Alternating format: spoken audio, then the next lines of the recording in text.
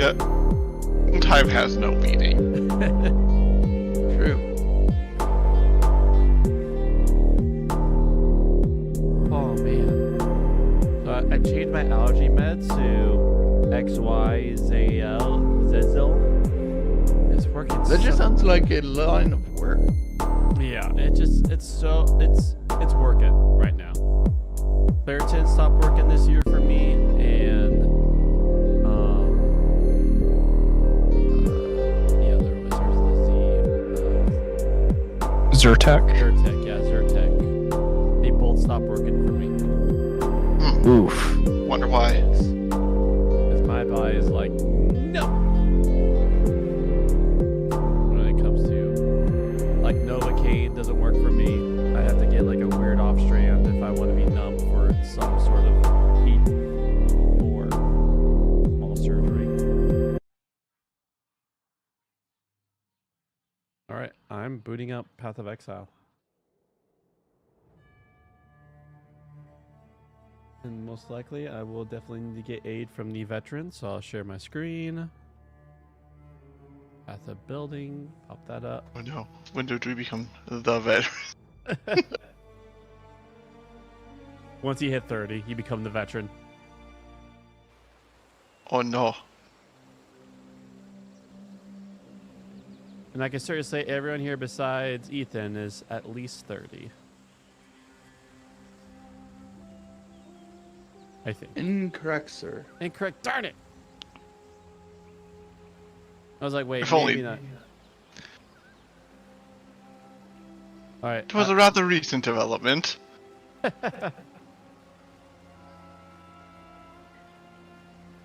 Okay, social. Guess I'll invite everyone. I have not seen the invite, so I'll just do the invitations.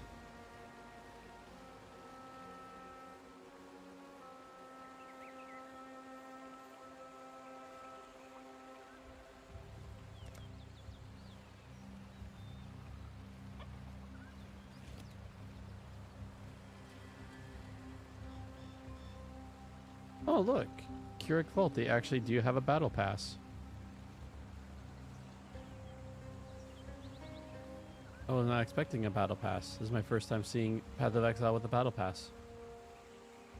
Yes. It is most unfortunate.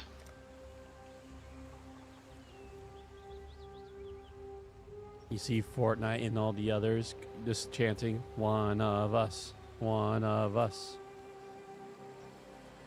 All right, I've only... Don't worry, it's the least intrusive thing outside the button I've ever seen, because you literally have to go out of your way to even That's get true. I had to, out of curiosity, I clicked it. It did not ever. It does push not on push me. itself. Yeah. That I'm very thankful for. Nah, that's what the stash tap sales are for.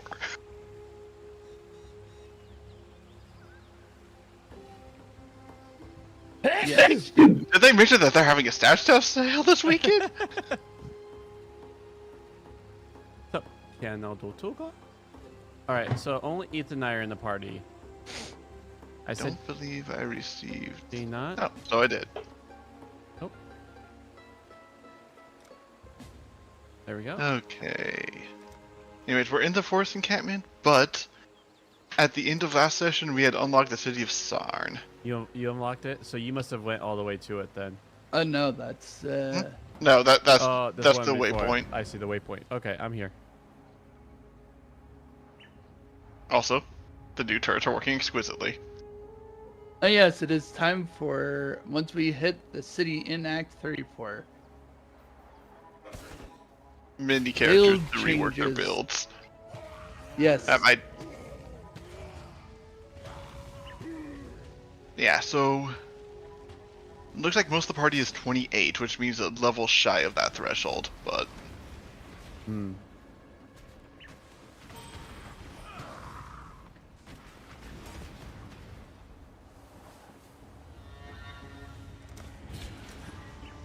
I have arrived with fire and brimstone. First time? No, but I never... it's like I start, and then for some reason I stop going into, like, in-game stuff. So it's... He has not ever hit endgame very later. Yeah, and so the goal is to get to in-game now. So we're actually faithfully being on every week, so which is nice. But both David and Justin have been in game, so they've been a delightful carry for us of knowledge. Yes.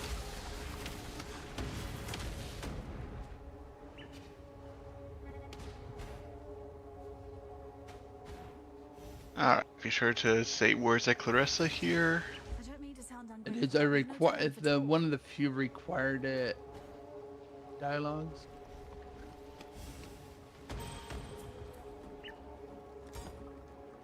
Where is Ethan? You know, I'm trying to figure that out too. I mean, Give me just a moment. I see everyone's at least. Actually, oh, am I mic Ethan, you'll echoing? need to head Oh, You northwest. say something. Trying to think how to prevent that. Oh, now I see where you guys are at. He's phone pointed that way. I'm not hearing echoing from him. Huh. Okay. Yeah, I here. just hear his voice loud and clear for once. Oh, it's because you have both of the guest alt things open, I think, because it's going through your mic and guest alt. Oh, thank you. That's what's happening. So if I go here, I see. So the guest alts, it must be going through the feed. I need to mute that. Routing.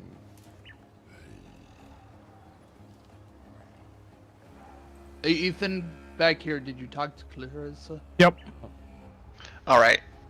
In that case, head my way and we can get into the Sard encampment, which is the town proper. Which means we actually started Act 3 now. I do lives on him. I will. Really? So if I do this, there we go. You shouldn't get an echo. We'll see now. Ooh, so I found a wild leather that had, it's blue, it had 4 green slots. So let me know if you still hear that Nice. echo. I do not hear the echo, no. I do not either. Okay. Oh, so we're going to the encampment. Yep. Yes. Ethan, did you talk to the lady who was like? Yes, he did. Okay. This is neither the time nor the place. Okay, and here you will pass by a statue of a very large lady. Yeah, it will have some glowing symbols, probably not all of them. Mm-hmm. Once we fill all those up, we get to go dungeon delving. It will be a bit of a trip because it's a dungeon that we have that actively tries to kill you, and it's one of the few situations where any deaths at all, it's not okay. Have fun elsewhere. All right. Would you want like a green chess piece that gives 4 green slots? 3 connected, 1 non-connected. Thanks for the offer, but no thank you. No one? No one? All right. Identify and sell. That gem. Alright, so there's currently not anything to be done in town. Yes. Yeah, once we Come over here. get things cleared up, Bring me back. we're going to want to head partway back across the bridge and exit to the slums. Slums. Slum. Slum. Oh, here I am. Not actually that way. I'm Back up here. Oh, that way? Okay.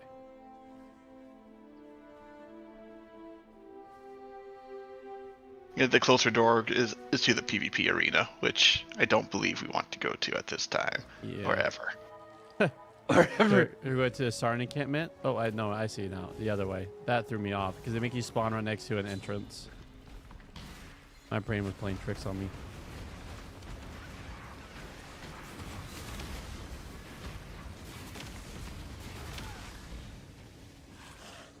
Nice, someone got a legendary. Ooh. Got some Legos. Ooh. Oh. Oh. Where are you? We, yeah, Oh, it's over. yeah, we opened a strong box over here.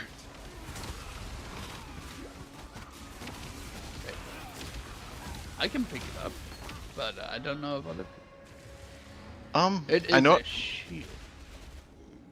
Do we have any shield users in this party? I can use a I shield. am Oh currently wait, using it. I have a bronze scepter. Actually, I could, but it's fine. Can you throw me your old shield if you're using it? Yeah, I'll use it for it gives me fire resistance, and fire resistance is the thing that I need a lot of. Oh, you're a self burner. Here you go. Where are you? Here is my Self-immolation. Thank you. You can understand why I'm using it.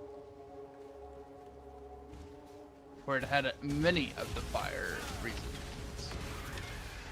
And a few others. Oh no, my morgue is full.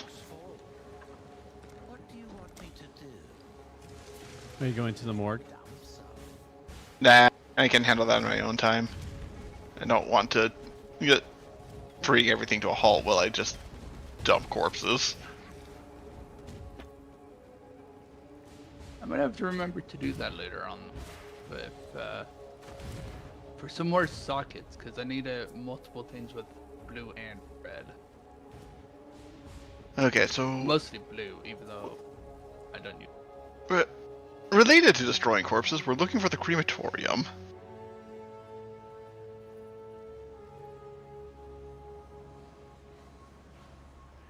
And oh man, the crematorium. Making me hungry. Hmm.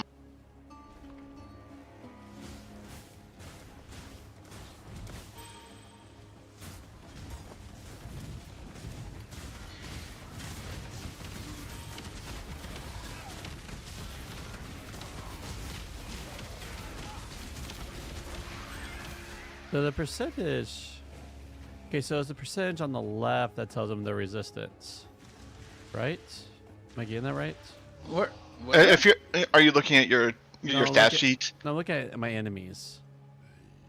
Is it the bottom that has a percentage that, like on their name, that tells the resistance, or is it on the left, like with the fire logo or the lightning logo?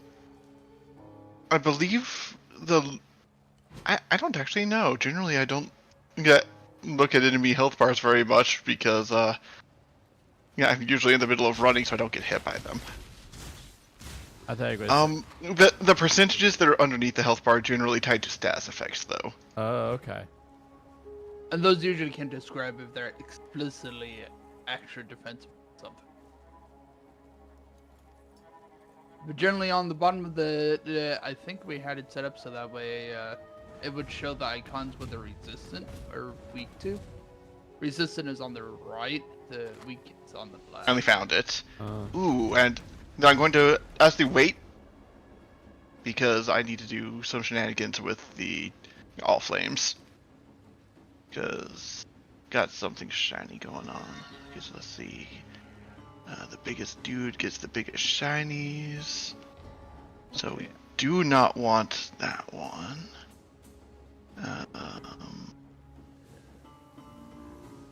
You know what? We're oh no, wait, we need to 29 for you.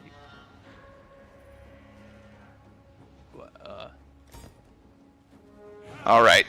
Yeah, Ian? it's been queued up. This is going to be moderately spicy, but should only be moderate.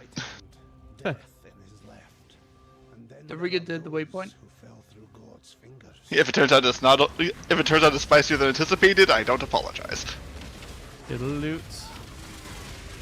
because I like shinies. Oh gosh. Oh gosh. I see a lot of pain going on over here. A lot of it might be fire related because I didn't notice. It was. I had to step back for a second. My health just took a nosedive. So, yeah, there are going to be skill gems all over the place. Most of them are going to be superior, which means they're going to be useful for trading in. But if you see one that happens to be a skill you use, definitely jump on it. I have to look at this thing. I don't know exactly what skills I use. If you see Herald, if you see anything summon related, it's most likely to be me.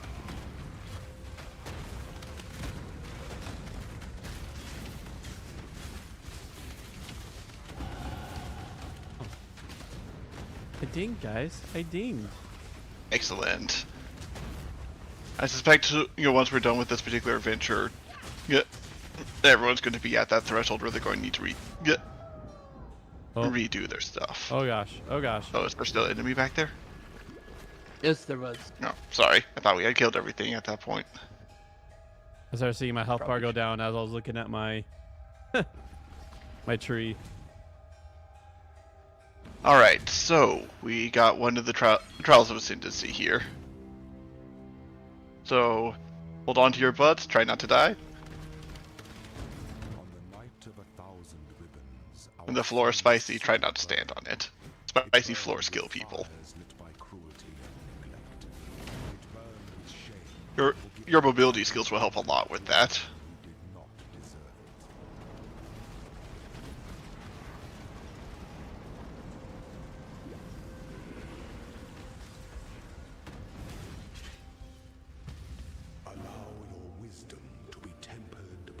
All right, did everyone hit the rock? Did you hit the rock, Ethan? The stone. Yeah, did you hear an old man give some sort of quote about rulership?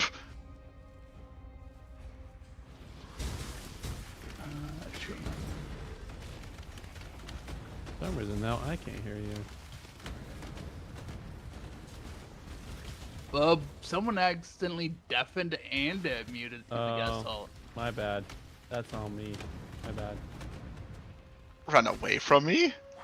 Or Ethan is only speaking through that and not his own. There we go.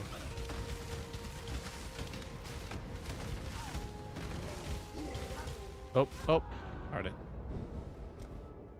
Man's arrows hurt a little bit. Yep. I am. Oh. That fiend, that frigid attendant is a rather nice corpse. Too bad. There we go.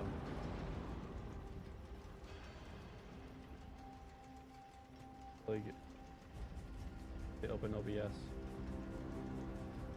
I haven't seen this in a while. All right. All right. Ethan, can you say something? Hello. All right. There you go. Something. Yep. There we go. Now we can hear you. Sorry about that. I did silly goose things.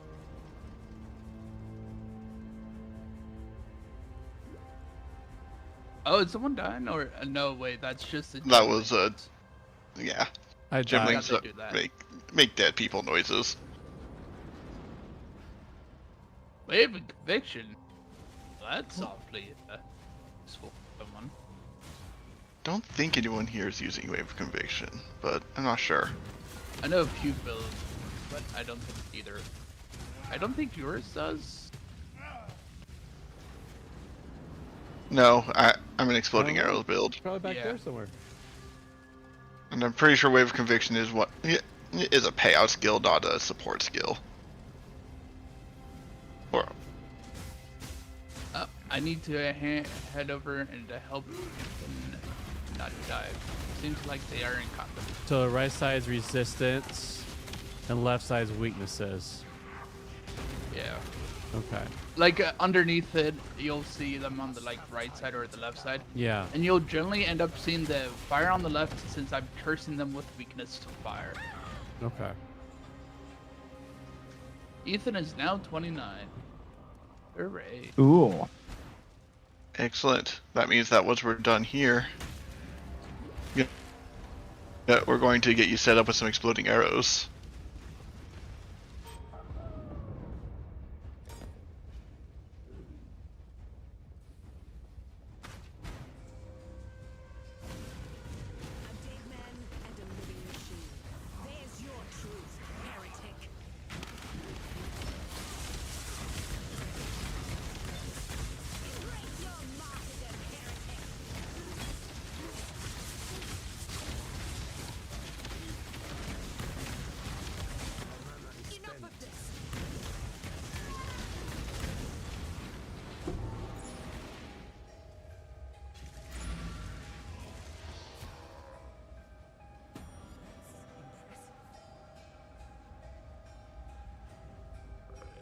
Oh, just hit the portal.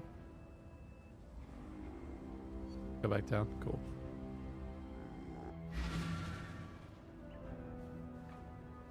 Oh yeah. I guess I forgot this was Act 3 already. For some reason, I thought this was Act 2 base. Bye. Why? I won't That- have. Goodbye.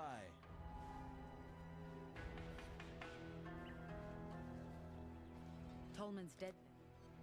Oh shoot. All right. Here we go. Skills.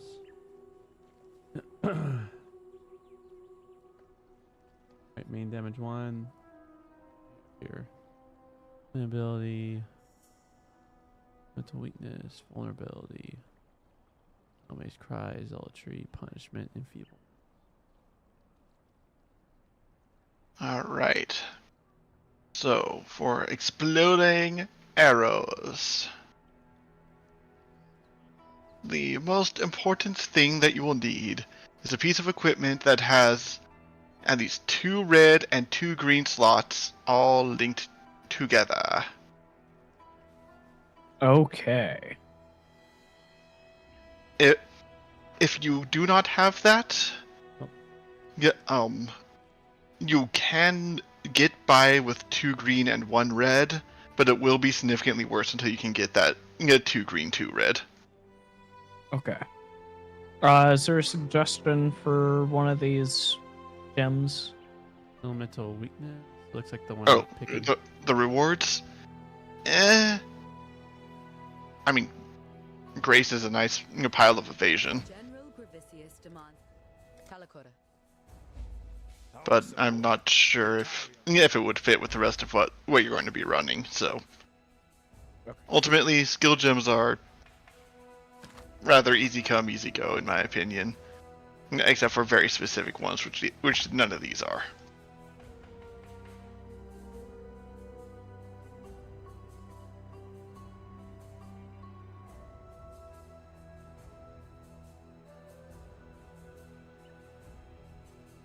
Okay.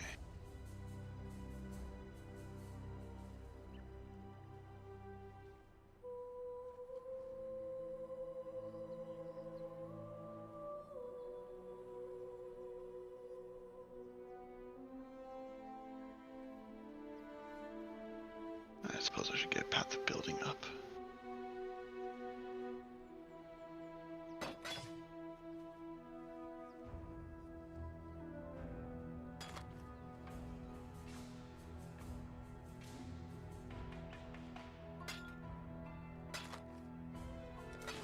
Good luck to you.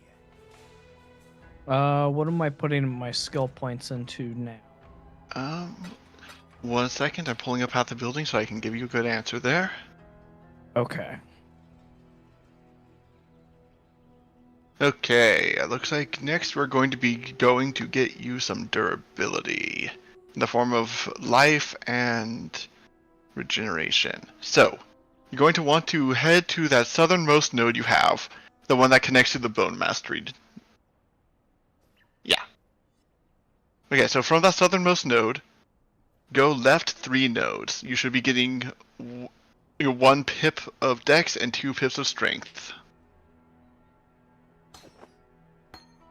This one? Yep. And yes.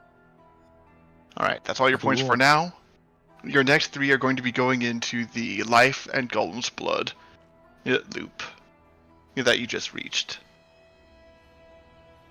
Oh, need convocation. Interesting.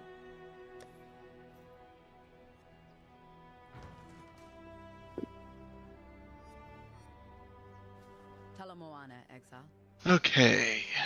And could you hover over your equipment so I can see what linkage you've got? Thank you. Okay, so we've got at least the bare minimum on your bow. But let me see if I can find one that's got better linkage for you, because that is the bare minimum.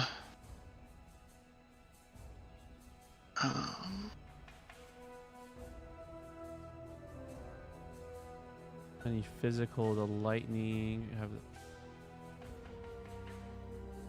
No, Clarissa doesn't sell the right kind of stuff. What about Hagrid?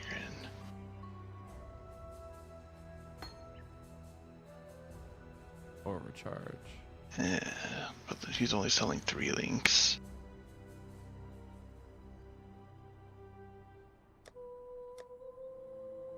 Okay. Give me a bit. I'm going to see if I've got the right bits to cobble together something for you in the necropolis, since I need to clear this out anyways. Okay.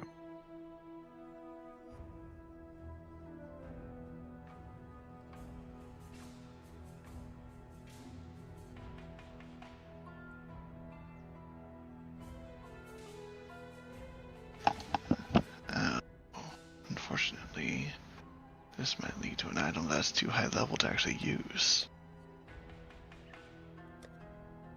Alright, let me go to the vendor. Looks like I need a bunch of spells. How you doing? Don't do anything I would.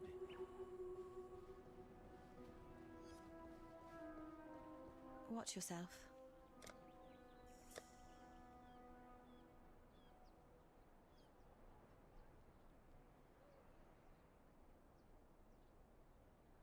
Yeah, never mind. The corpses that I have in my the corpses I have in my necropolis are too high level. If I do crafting with these, they're not going to be usable. Okay. Not for a very long time. Do you guys have physical lightning in the gym? Physical and lightning? Physical 2 lightning. Oh. It is a support gem. Oh. No, but I can pick one of those up from you real fast. Or Love the if you want to sound of warp the to me, alarm going off Yeah. in the distance. if you warp to me, you'll be in my hideout, and then you can talk to Lily Roth and get the stuff you need. Okay. She's right beside the stash. Okay. I don't see anyone by the stash. Might be because he hasn't.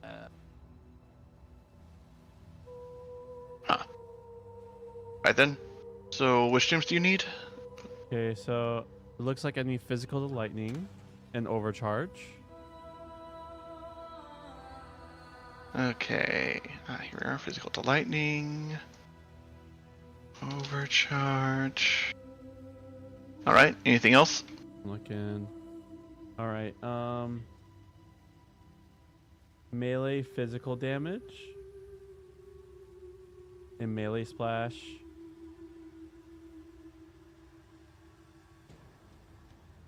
Oh wait, I already have melee splash. Oh wait, this says melee splash. Is it melee splash and melee splash support? Okay, so are they 2 different things? Is I think. Oh, hold on. I think I'm so aware of the issue. so there's melee yeah, splash. melee physical and melee splash are separate. Okay. Yeah, one does more damage, one flashes out. Okay. So I've got 4 support gems so far. Anything else? Alright, I'm just gonna make this easy because my brain is breaking looking at Herald of Purity, and you got melee splash? Yeah.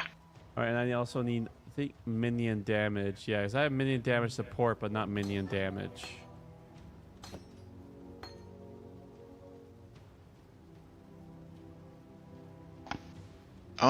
Minion damage is a It says minion damage, yeah. Is it the same thing? Oh, they're the same thing. It's just Path to Build has them. Doesn't have the word support on it. Okay. Okay. Cool. And look, melee physical damage. Let's see here. The red gem. Yeah, I need melee physical damage.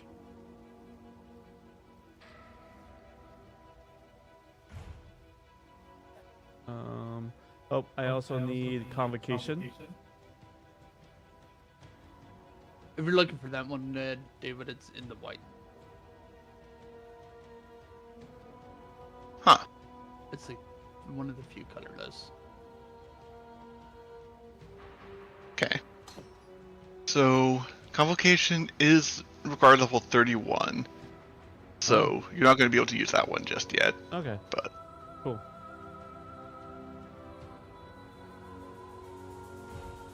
Thank you.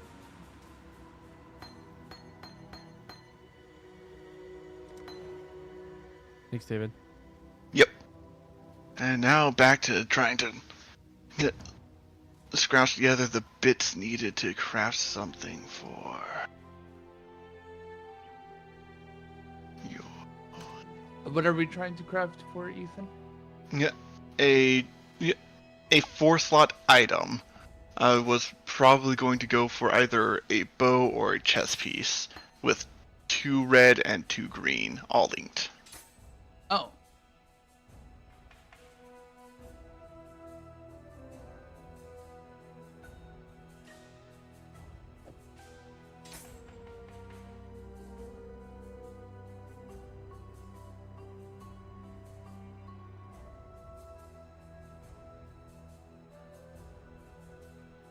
I Right. think I was messing with that somewhere, so...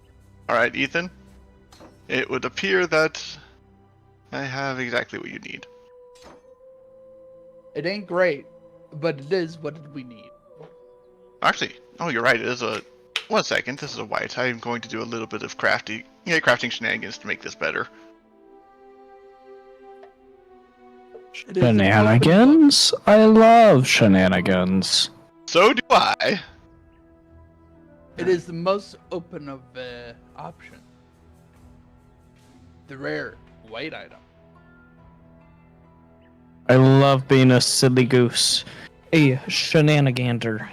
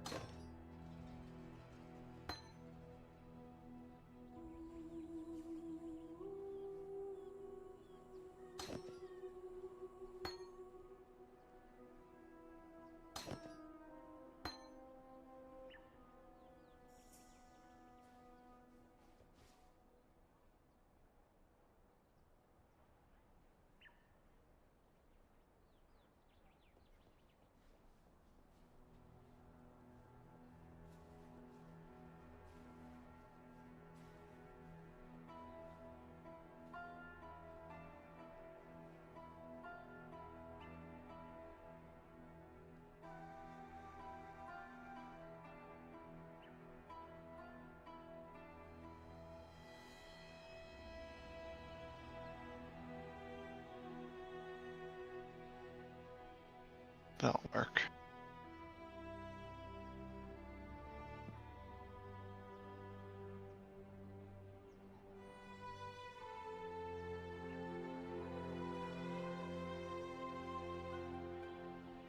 Well, still not the prettiest of helmets, but apparently this thing's item level is high enough that if I try very hard, I end up accidentally pushing its required level too high. So, yeah. Oh well. I would say apologies, but take that. Too much power. That's Power? Too much power. Aye. Alright, anyways, I'm going to go and grab the necessary skill gems for you to load this thing up.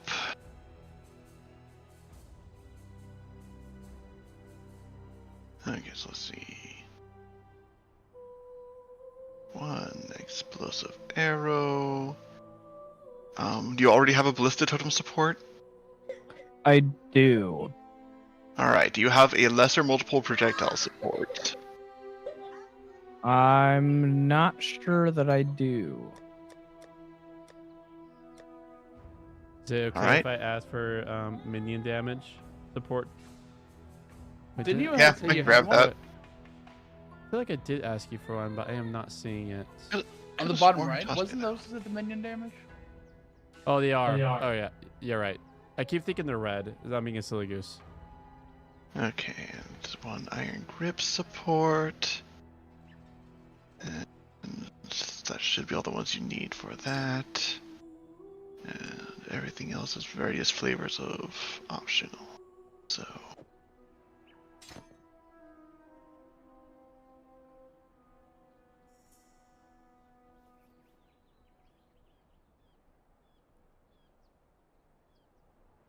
Alright. So these 3 gems need to go into the helmet alongside your ballista support. This will, form your explosive arrow skill and will be the core of your Okay. damage going forward. Welcome to the land of fire. Also, conveniently, I've applied weakness to fire. Or at least I actively do it, so. That is convenient.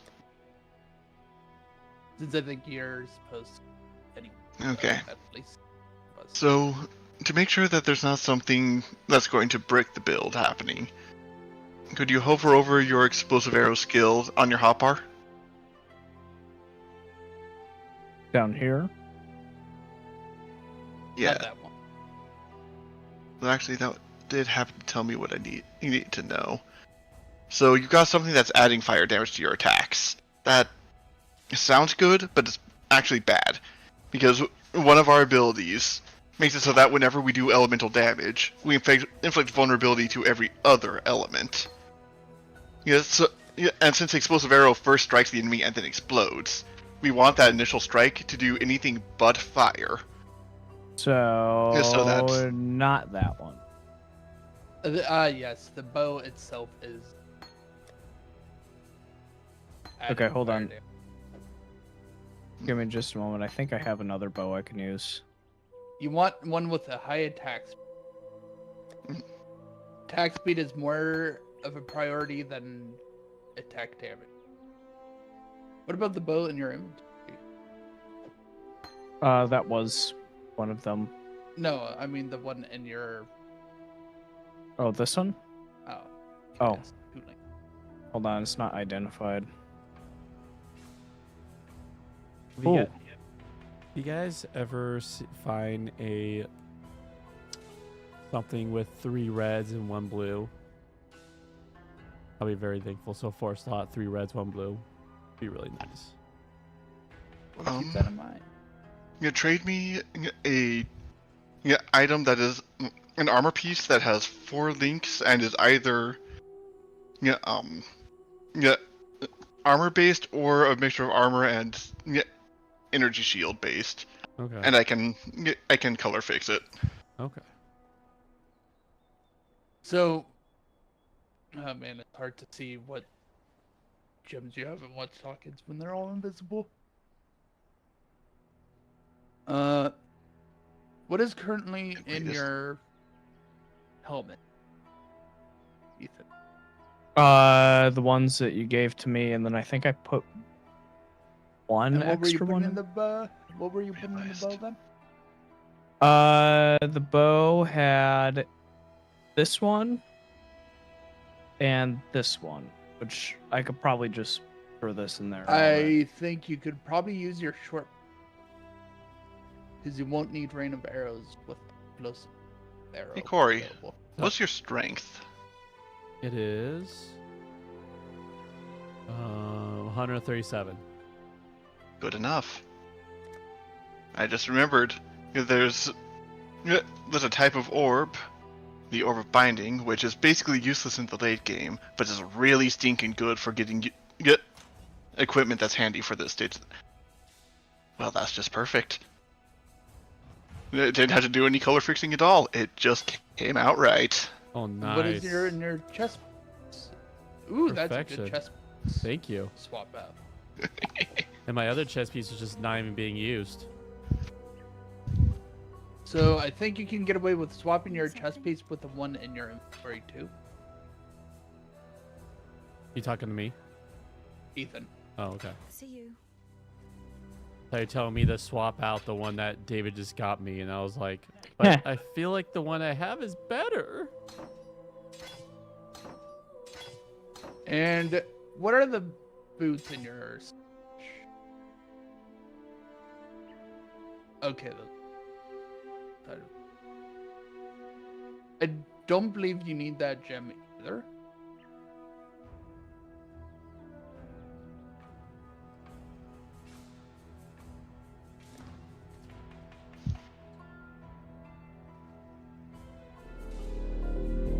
Would I What add this one in there? secondaries? No, you don't need to use detonate.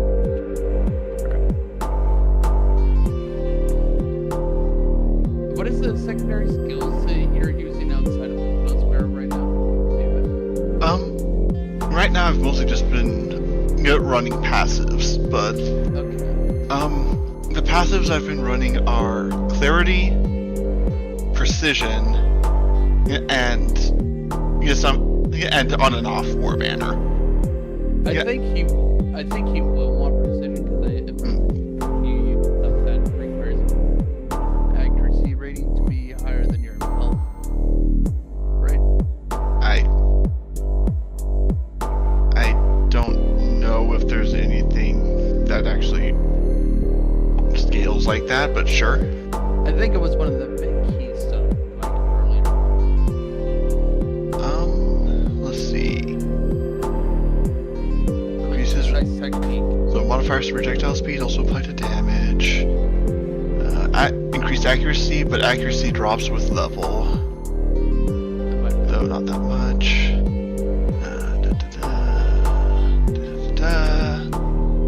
It was We're really not- precise technique might be later. I'm not seeing anything that penalizes your accuracy being lower than your health, though accuracy being high is probably a good thing. But anyways, outside of that, I think we're supposed to run flammability, but since I know that you're already throwing that around, instead I'm using Hunter's Mark Okay. as the curse that I occasionally cast. The curse I asked is just general elemental weakness, so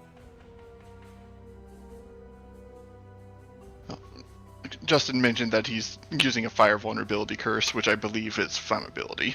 yeah. I'm saying like I feel like our curses, do they stack? They have a general No, they can elemental only weakness. have one at a time, unless you have a specific to have them have more than. So cursed enemies have negative 16 to elemental resistance, so I just should not cast that for right now. Okay, cool. For where flammability, mine has a minus 18% to fire resistance and an increased chance to be ignited. And that's all you, so that's cool.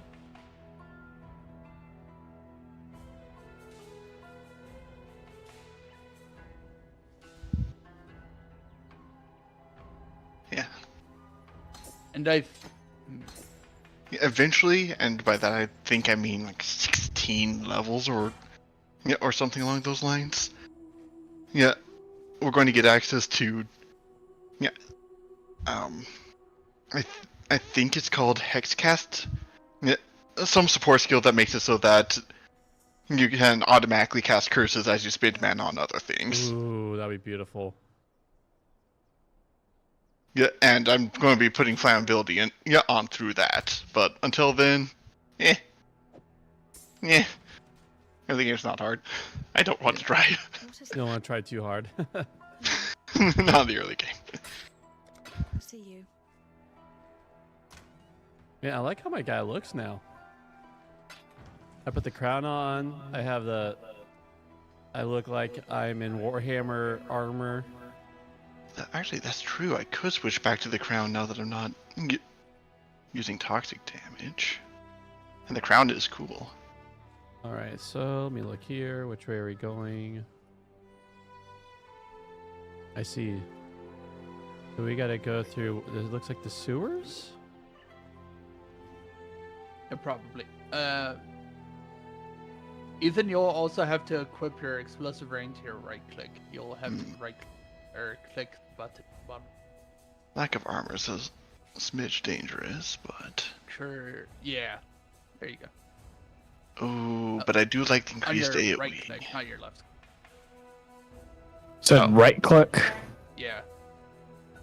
You'll probably want move only on your left click or something of those sorts.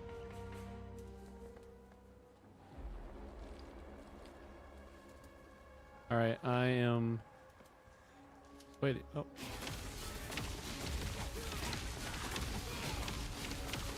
Okay, so from our previous quest, we received the sewer keys. Yes. which we will be able to use in order to, as you might have guessed, get into the sewers. I believe the sewers are where we need to go now. Yes. Yeah, the sewers are the only way forward. So yeah, and we have to seem like go through Wait, the just- slums to get there. I'm Yep. already at the slums. All right. In that case, I shall warp to you.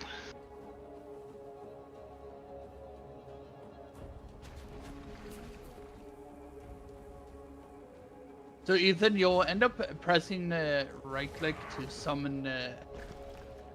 Ah. You can have Nice. like 3 or 4 of them at a time. 3. So you want to make sure they are near us in the fray. But they'll last for a while. The benefit of this is that once you place the turrets, you can then focus on just not getting hit by the enemy. And your mobility skills is your W and your R. So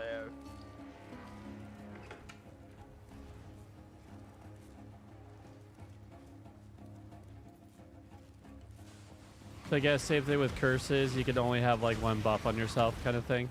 no. You can have Have multiple many- buffs. However, persistent buffs have the issue that each one you put on reserves some portion of your mana. Okay, so I found the sewers. Oh, excellent.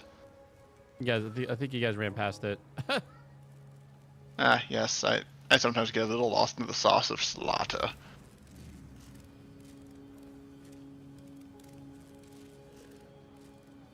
Yeah, nothing terribly interesting going on with the necropolis here. Well, with the lantern. So, All right, got Ethan. and he's loading screen. He's here. That's cool. So this buff I have actually is not a reserve. It's just a buff that just stays on me. For... Some buffs are just temporary also, so those ones will just like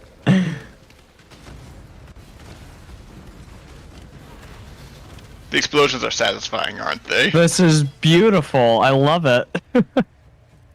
unfortunately it took a while for us to get here, but now we are here. Fire explosive arrows stack with each other. I do think they do. Oh my gosh, this galvanized field buff with my absolution that is physical to lightning. I just found this out here and it's doing great things.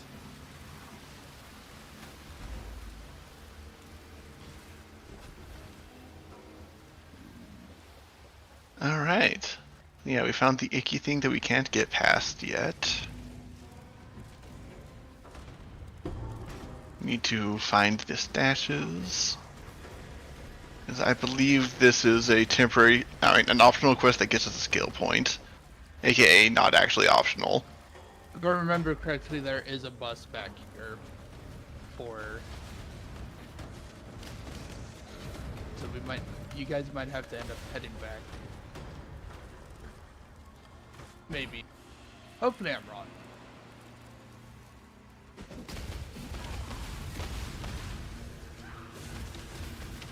Ethan, be careful. You are dying from bleed burning. Oh.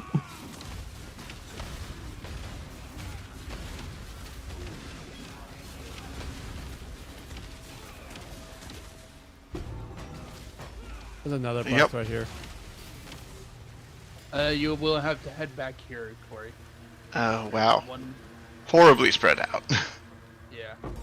I was like, I do remember there's one usually on the way. That's So, Justin set up a portal by where that one is, so. Yeah, if you bounce off town, you'll be able to get to the one he found quickly. Okay.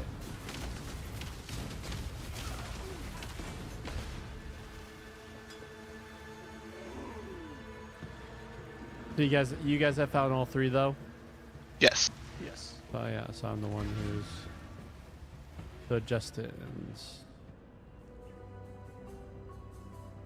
Maybe. There we go, got Ethan, it. don't forget to use your healing potions when you are losing health. Yeah, I got used to just healing from the rain of arrows with the arrow quiver thing I had. Ah, Because like every single time I hit something, I got like health. So it just kept going. Do you not have that quiver anymore? I think still have it's, it. It's just I don't think it Oh. works with what I have equipped. Okay. I think it does. It's also I might have been giving you a lot of extra HP, so. Alright, so. There is another hideout here. If you want your hideout to be a stinky sewer, we can clear it out. If you don't, we can keep going. I'm cool with however Ethan's feeling. Do you want extra? Do you want to unlock a thing, Ethan? I'm good. All right, let's keep going. Also, Hey. Ethan, there is okay. Sorry. To the marketplace. I'm checking. Facebook nothing Marketplace? special.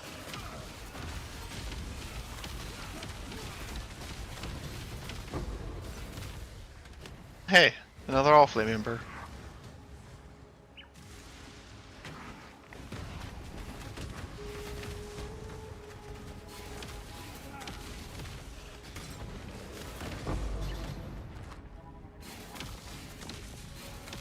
What's up?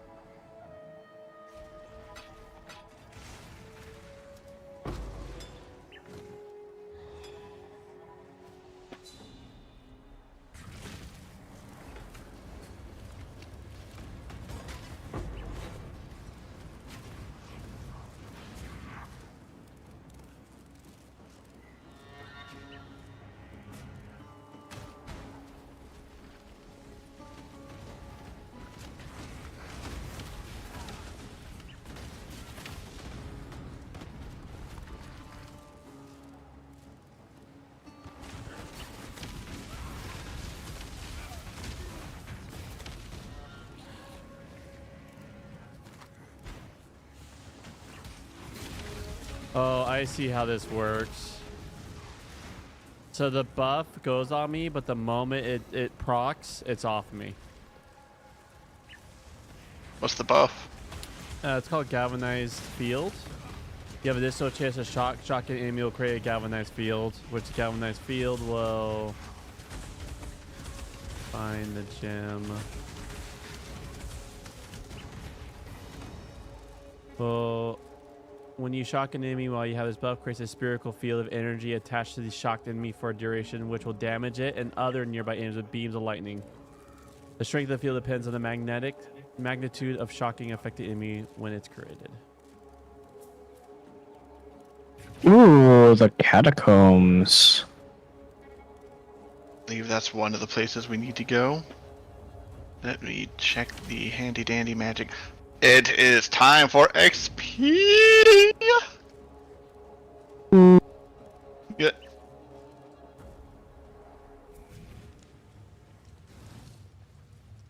I shall wipe the filth from this house of God. We get much loot out of the Matrix guys here, but they should be turning into gobs of learning. Gobs of learning. Task. I will prevail.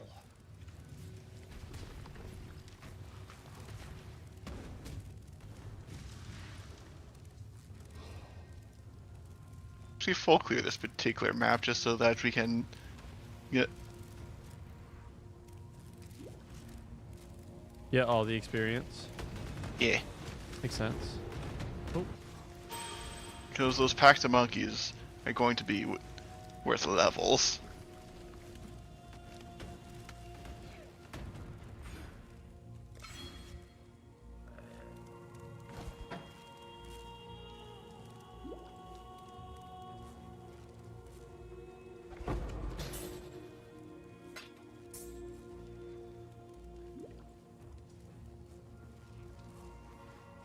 The reason we're doing it this time is because one of the enemies had rolled the strongest monster in the pack is plus 800% XP. Oh, wow. So naturally it was time to spend the All Flame Spark that makes it so that those enemies are now monkeys that drop no items, but give lots of XP. Might want to make use of our stored corpses. They're starting to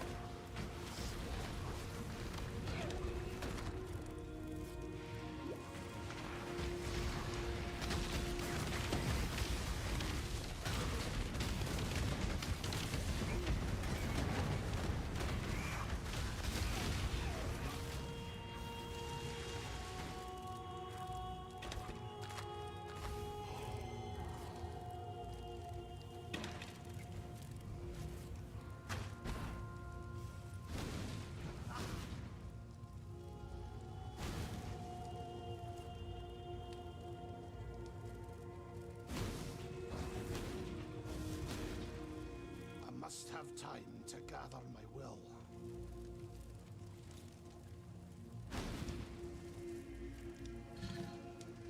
Aha! I have found a trial of ascendancy. Excellent.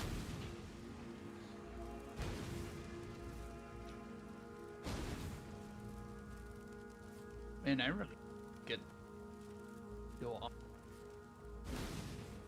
on to using my life instead of my mana.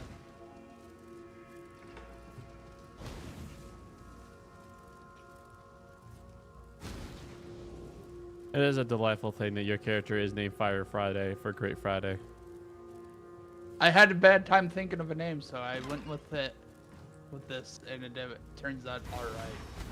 I feel like that should be like for every Great Friday, all our character name is some sort of Friday.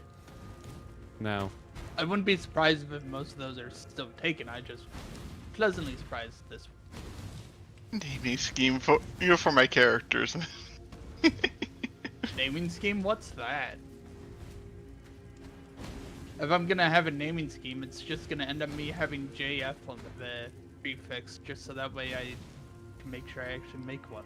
An emperor cannot allow himself to become buried in the I'm Also, I very can into change- feline and some words related to what the character does. to spin about inside his mind like Now, a only if sword mine was so an emperor navigates nice his like way that. through the terrors of perplexity with his eyes set firmly For example, this one is Ordnance Ocelot, and my lightning page is Lightning Links. ah, alliteration. Yes, Did you alliteration hit is the- ideal. Did you hit the slab, Ethan? I did. The slab. Anyways, I got an achievement for full clearing this place, so I think we full cleared it. Yeah, I got that achievement too because I have not done that here either. that's funny because let me look here, achievements. Nope. That was actually my first. Today's the 7th. Yep. I was thinking maybe an achievement came from the older days, but in the older days, I just played Path of Exile proper. No Steam attachment. Oh, I like it. Still would have updated it any after the fact, but it's more of a. I don't think I've ever had a reason to full clear here. Mm-hmm. That's my ex.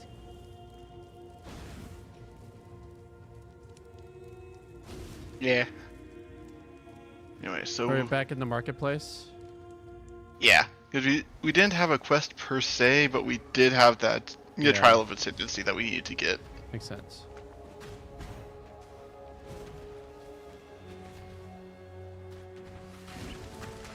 Maybe I shouldn't run ahead murdering everything. What?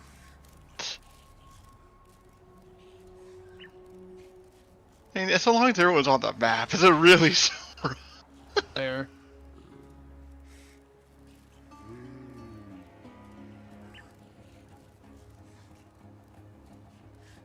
Get dead.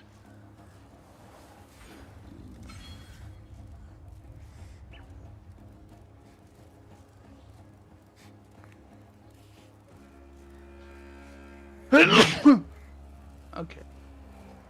Gesundheit. Excuse me. Very sneezy. I only.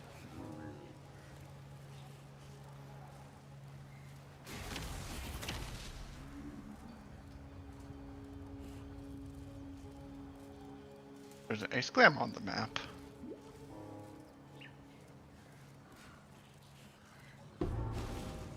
Yes.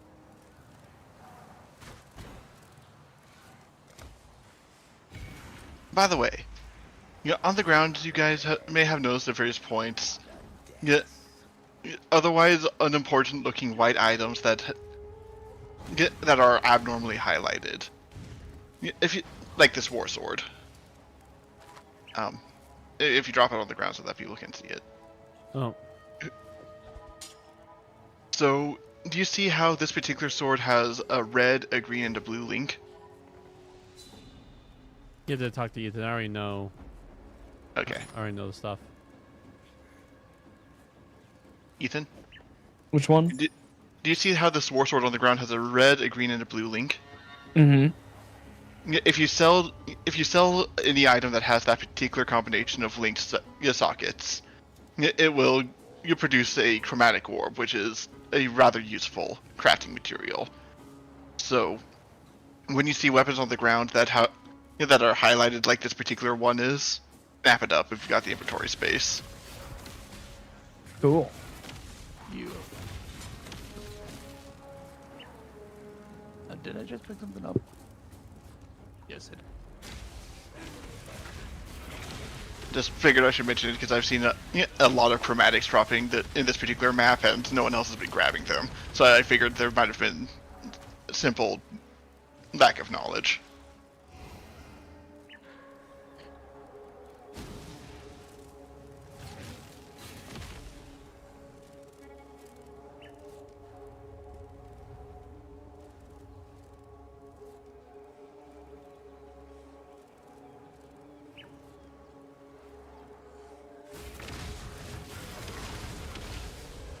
Anyways, found the way to the battlefront. I see. So I must be the one creating the Undying Workers.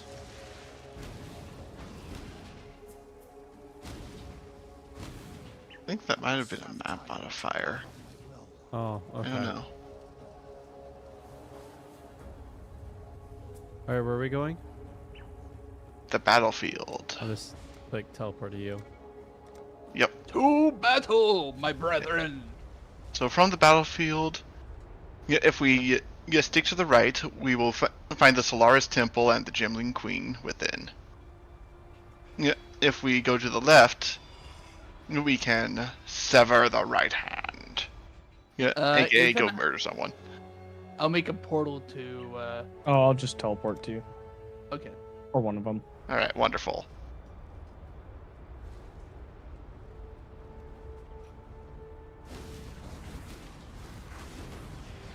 Alternatively, I seem to recall that on this battlefield map somewhere there's a spool of thread that the Gemling Queen wants. So if we can snag that before we go down to her, that can save us some trouble.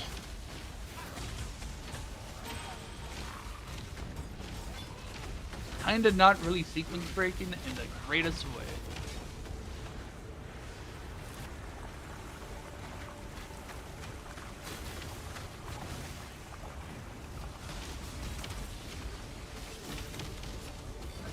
Hey, a waypoint.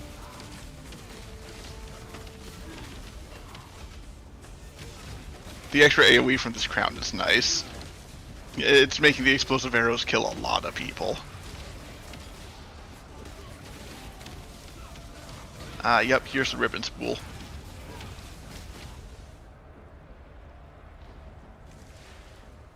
Quest item. Get your quest item here.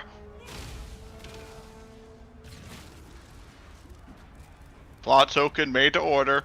Did you need something with 3 blues and 1 red? Or there's something like that. It's not linked up though. I believe I have everything. that's I need. what we had been making armor for it was earlier. 3 reds, 1 blue. Ah. Alright, has everyone grabbed their plot token? Not yet.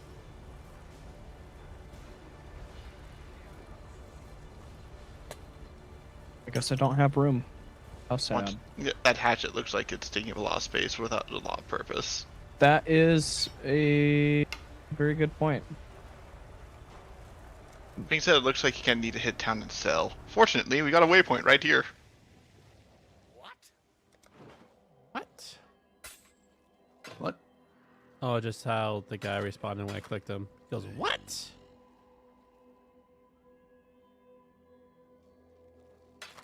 So I still have the busts in my inventory. I should probably go turn those in. Yeah, I did too.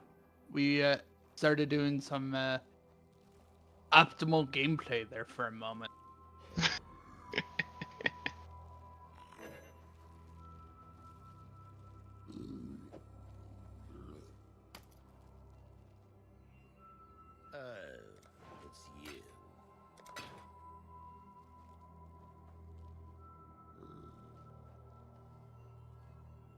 Oh, it's you. Oh, it's you. Yeah, that's pretty much a lot of the beautiful. Oh, it's you. Yeah. We meet again. Great.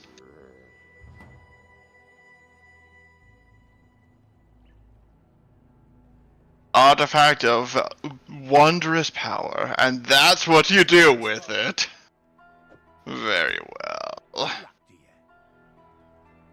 I know it is. You have a wondrous artifact of old, and that's what you do with it. There we go.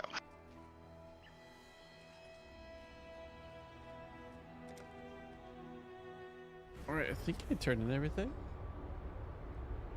Spiel Decadus Spiritus.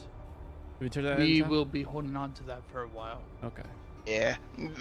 This particular map has a bit of a case of plot token pile up. Because there's multiple quests that involve multiple items that are somewhat interwoven. Interweaving.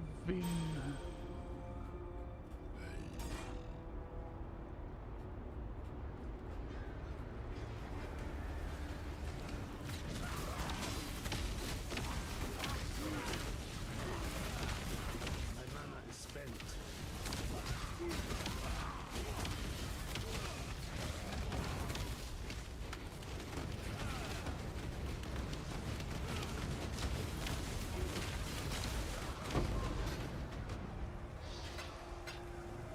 Ethan, Yep.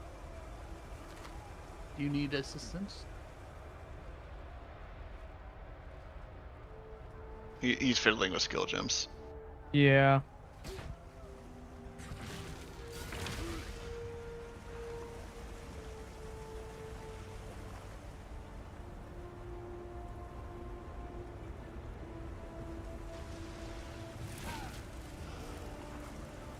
Loot box.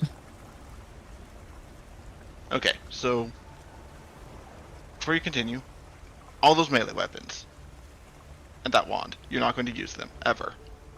So But I might. no, you won't. You're an archer. So stick them in your inventory. We're selling them. Why? This is an intervention. It is. I'm looking at his poor stash. Nope. Those items you just put in your stash. Put them. What do I do with this? Can I use this one?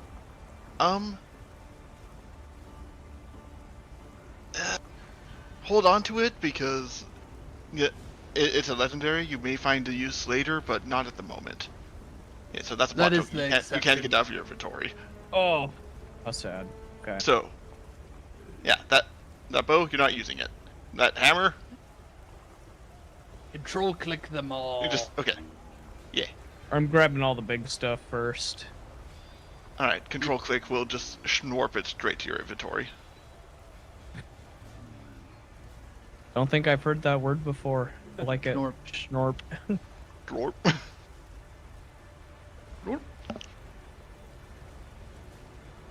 I'm assuming all these rings too. Yeah, probably yes. Yeah, especially if they're unenchanted. If they are enchanted, look to see if the enchantment is an increase to your resistances. So nope. Because right now, that is the purpose of your jewelry. To make you not die to elemental effects. I think this is literally the first time in Path of Exile where I've looked at my guy and go, man, he looks cool. Oh yeah, normally characters end up looking like dopes. Yeah, I suppose mine turned out reasonably good as well. Yeah. The whole fiery armor thing, The it crowd, works. the crowd helps a lot. It does. Well, while waiting for him, I guess I have a bunch of... Y'all playing Path of Fashion over here. I'm over here with the options, but just not having them on anyways. Because you spent the Oh no, money. I admit. I just grabbed a legendary that looked cool out of my stash and put it on. It works. It works. It works exceptionally.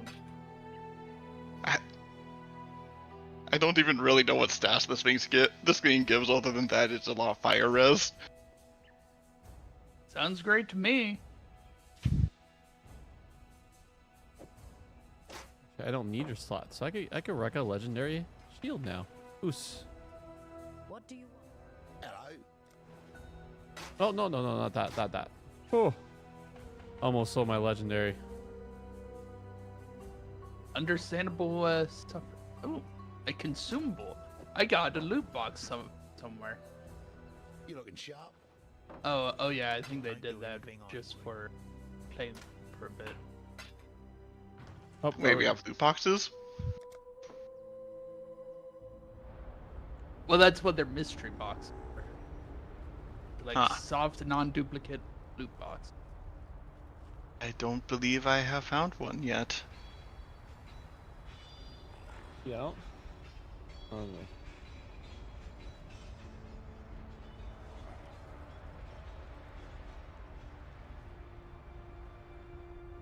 Hey, man.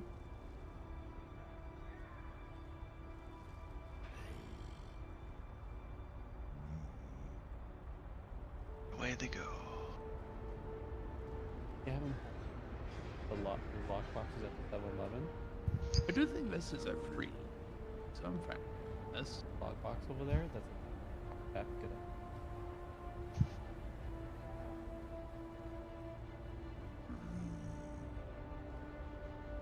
It's with Amazon, right?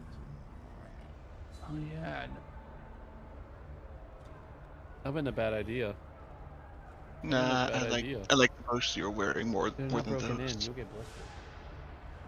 You'll get blisters. Oh, Not yeah. broken in. Oh, Huh? several of those flasks that you're several of the health flasks that you currently have sitting in your stash are notably bigger than those on your belt.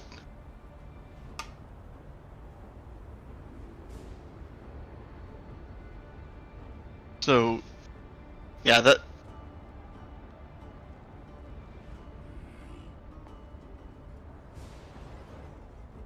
And then you can just, yeah, you can just sell the other life flasks. There is a recipe where three flasks of the same size get fused into a bigger one, but in practice that doesn't actually help all that much. Yeah, because by the time you're finding 3 of the same flask type, you've usually started finding a higher tier anyways.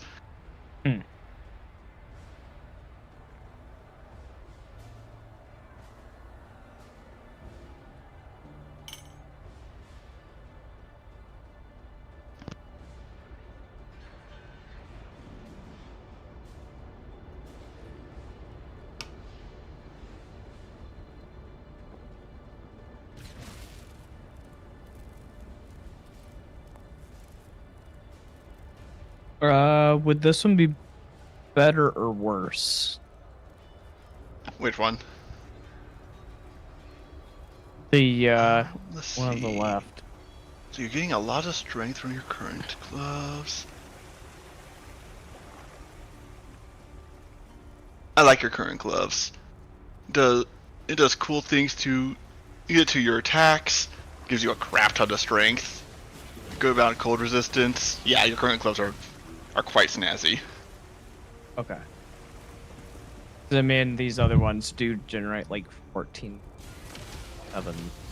life per second. Yeah, it's flat life regeneration is really not that much. Like, look how much health you currently have. Just hover over your orb. Ah, good point. Yeah, it would take over a minute for you to regen from from 1 health. Yeah, far better to just pop a potion if you're getting low. Yeah, violence in this game happens far too quickly for a minute to get a full heal to be enough.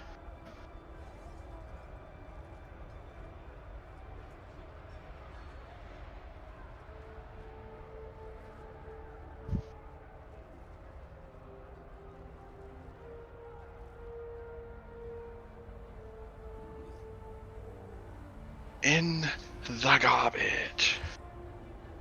Hmm. You know what else? I like to. Oh yeah, you love that song. Yeah, I do recommend keeping 1 portal scroll in your inventory, just as a way to get back to town. Sorry, what? Are you talking to Okay. Ethan? Yeah.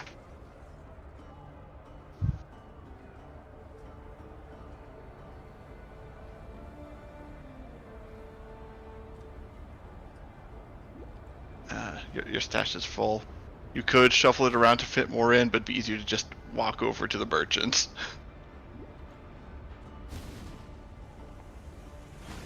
Oh yeah, I only have for the.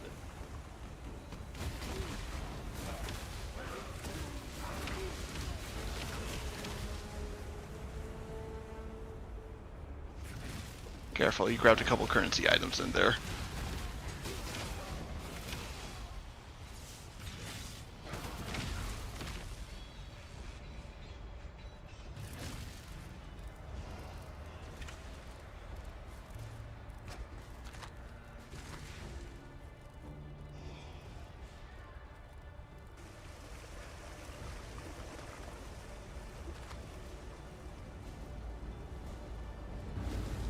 Although speaking of fashion, I do know you get free cosmetics if you actually do challenges. It's playing the game a lot. Ah, Found a strong box. oh, I suppose I should warp to you then. So we're just waiting for Ethan. Yeah, looks like he's pretty close to done.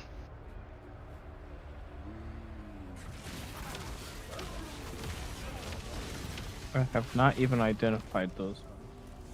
Yeah, you'll want to identify them first. You can sell them Yeah. without identifying, but the orbs you get are significantly less valuable.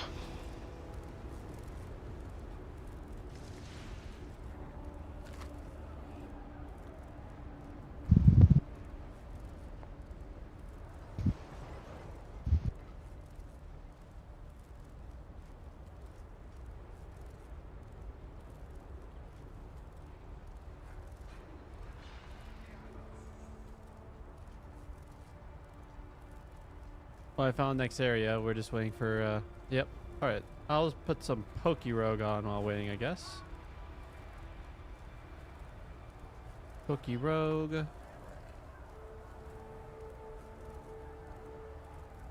Okay, let's do this.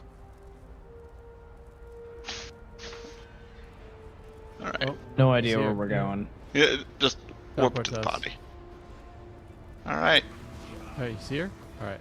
Yep. That was really funnily easy.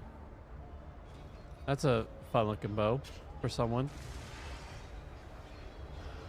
Yes. Oh, looks like we lost David. David! Yeah. Rest in peace. David! No! Oh, He will be missed. I guess. But not for long. Yeah.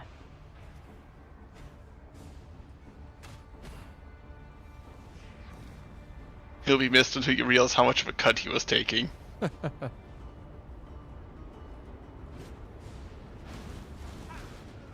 Nothing important happening here. Got the box.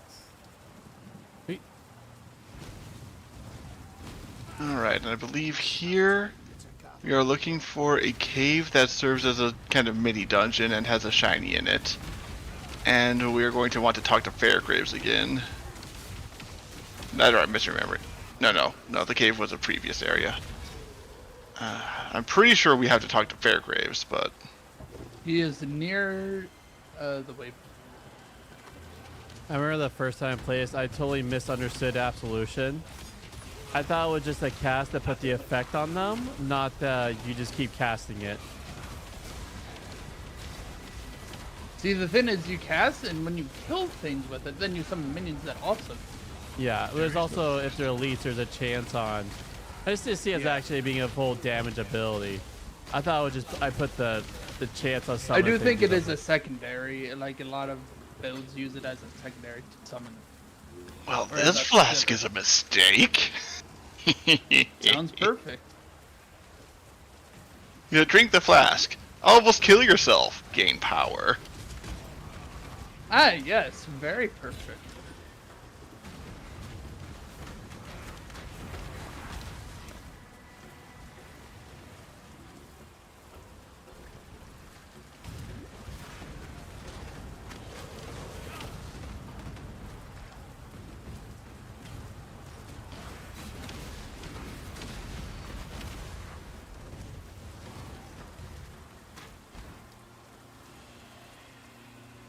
Graves.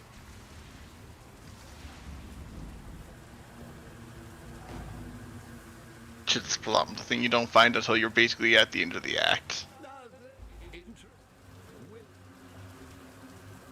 Or if you go there a bit early.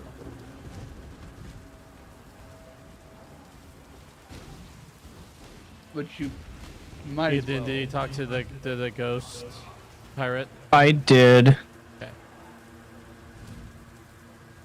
Oh, he did not collect all the bust from the sewer. So he is missing a skill.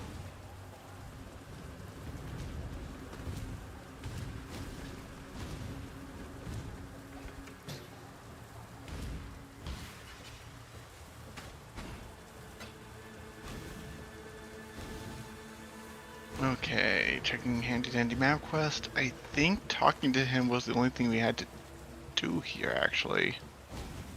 Yeah, it's pretty much just...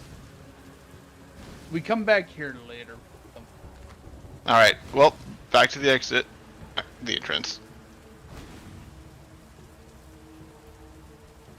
Yeah, we're going to want to head to the Solaris Temple so that we can offload our new threads.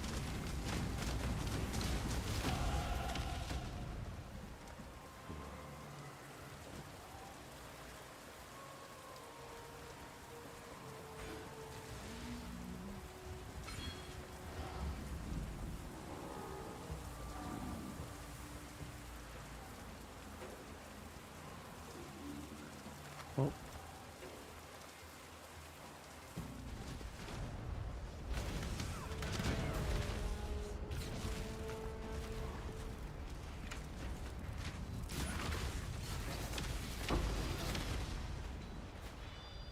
There's a chromatic orb right here for someone.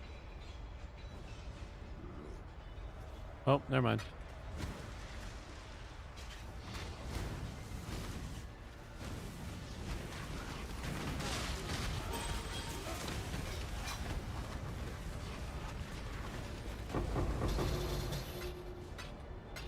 Nice.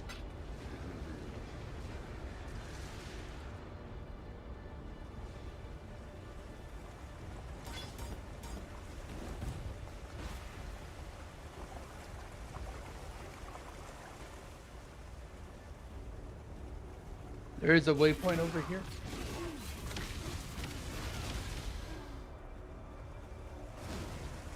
It's probably already the waypoint Yeah, we it's, have. yeah, it is. Never mind. Wanted to double check. I must have time to gather my will.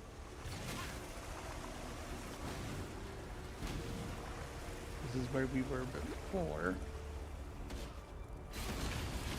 Found the way into the Solaris Temple. Alright. Sweet. Don't forget you can use your R key also. Your R key is a teleport where you point at your.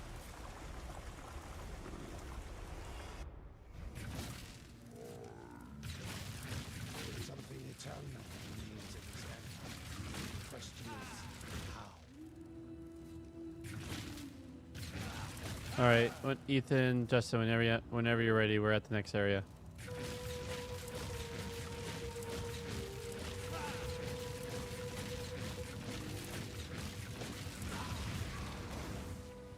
All right.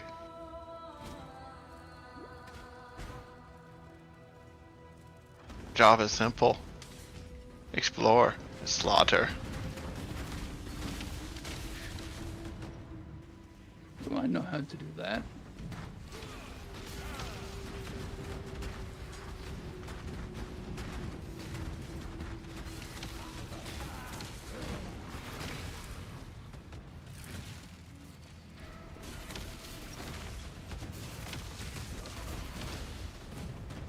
That's cool. So this buff, when it creates the field, also makes them more receptible to lightning damage. Vulnerable. Vulnerable, yeah.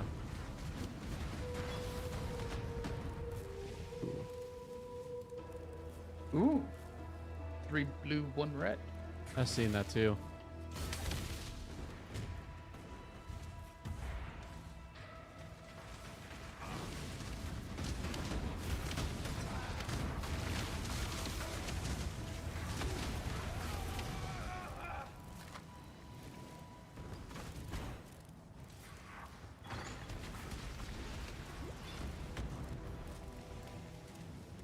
Three green, 1 blue. There's a 3 green, 1 blue chess piece here. If anyone wants that. Kind of surprised that despite being a white, it was actually reserved. I think it might be because it is max link at our level. Which is True. Probably be an upgrade for my current armor. Probably. But it's hard to give up 40% fire res.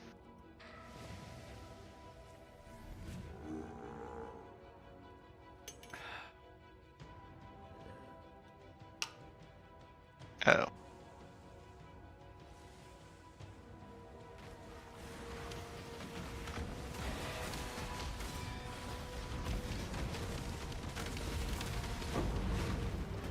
Oh, some essence. So, David, would you like some essence for that chess piece that you grabbed? I got a piece of essence as well, so Okay. Well, if anyone needs essence, holler.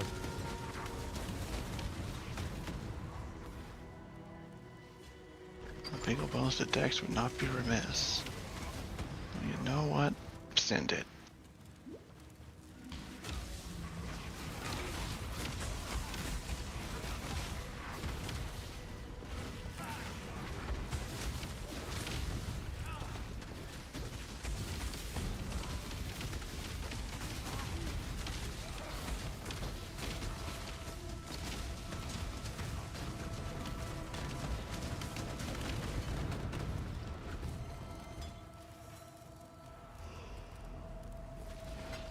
There's 4 socket green boots.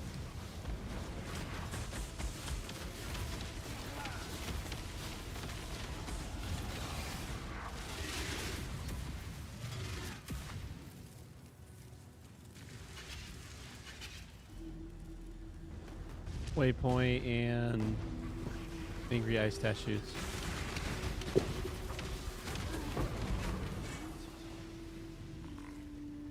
Ooh, strong box.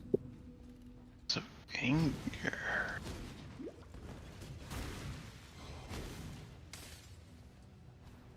Alright, so the Gemling Queen is in the opposite direction. Okay.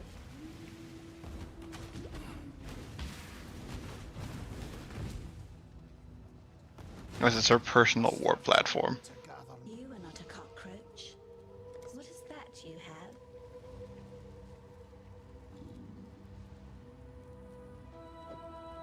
The cockroaches will come again.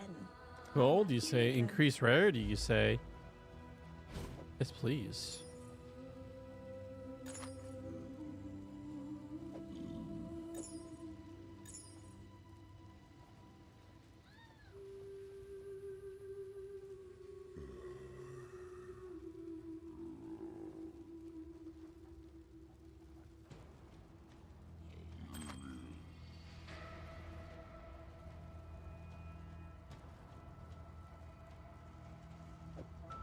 She likes you, not a cockroach.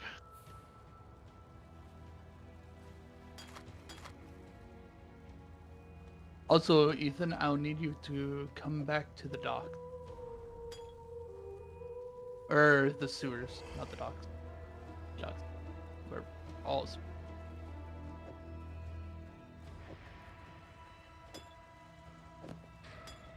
When you guys do that, Ah. Waypoint. you can do Not that. just the waypoint, but the quest item. There's Or multiple. yeah. Might as well sell and clear inventory while waiting for you guys. Ooh. This is neither the time nor the place. The Right. Gemling Queen, you've been busy. Goodbye, exile.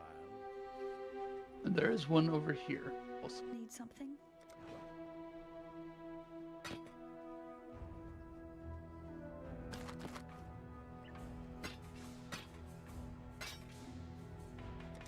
See you.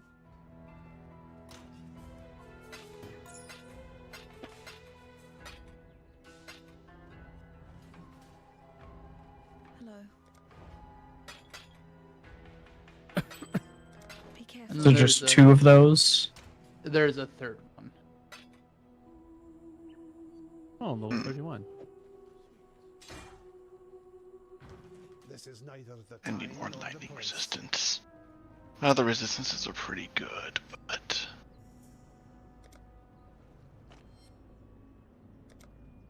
You guys looking for the bust? Is that why we're... for Ethan? Yeah. Yep.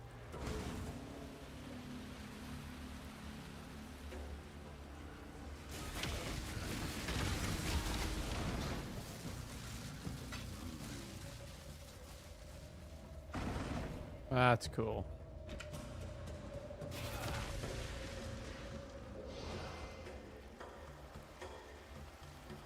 And now you go through the portal, and we turn that in.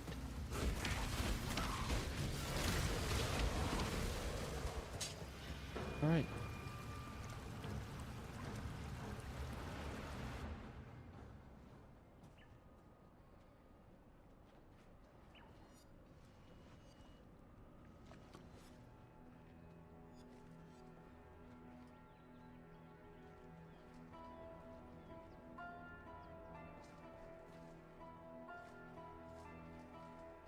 You'll need to right-click the book.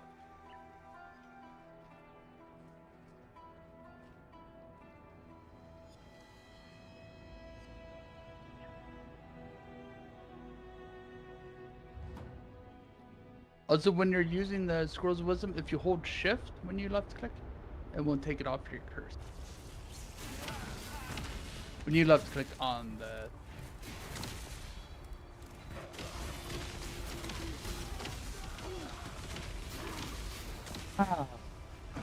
See. When you have 4 passive points,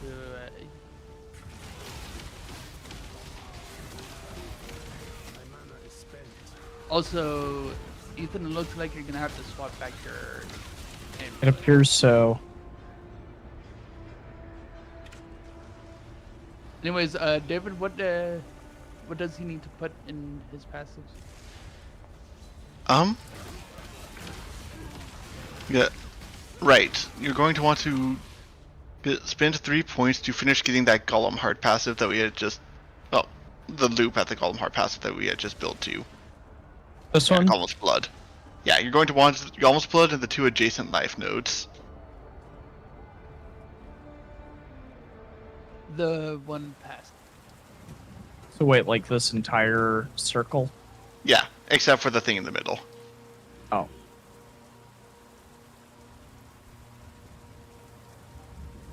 And what is the last one? All right, and the last point. Let's see. You are going to want to head back up to Elemental Equilibrium, the big one that you've grabbed. Right. Okay. So following the path northwest from there, you're going to continue following the path. So more northwest. Yeah, Next to not the northeast. square.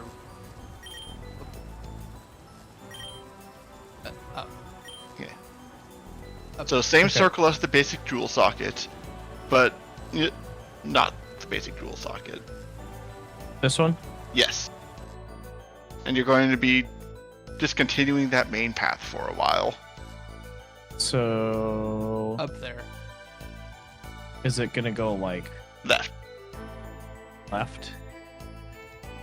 So the next significant one that you're going to grab is going to be Sentinel. Okay. That will be in a little while. I'm at the Alright. docks whenever you guys are ready. Just helping him figure out his build. Yep, that's fine. Yep. That's what I Poke. wanted to catch that's him what, up. That's what Poke Rogue's for. Understandable.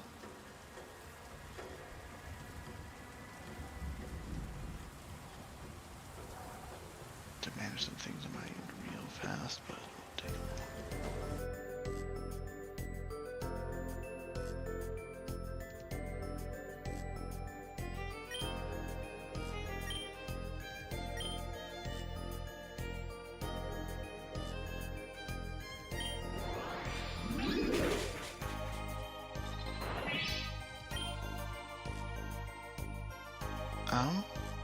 Why are we at the docks? I don't think. Oh, my We need que- to find that. My, Oh. it says, Oh, yep. Apparently, we need thermic sulfite from here. Yep. Okay.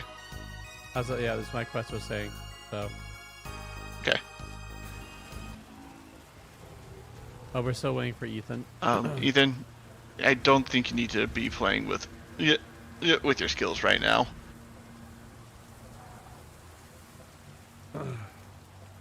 To the docks. Yes. You can hit those. Oh yes. Even though I've been using that like the entire time we've been playing this.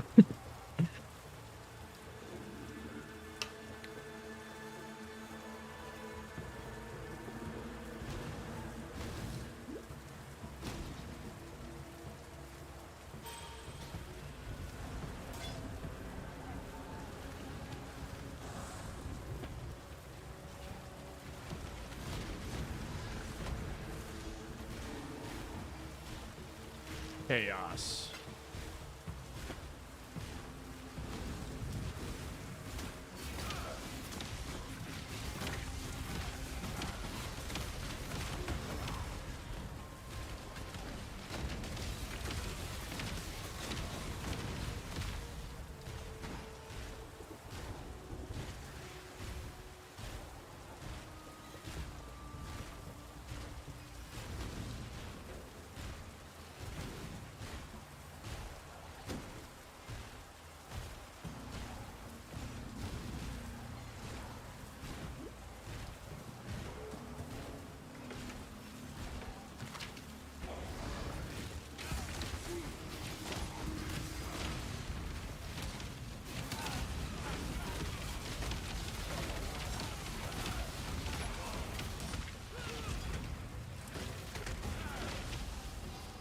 Oh yes, you have a thing which grants you power for your life. That explains your health dips. Yes, you will periodically see me drop into the danger zone out of nowhere.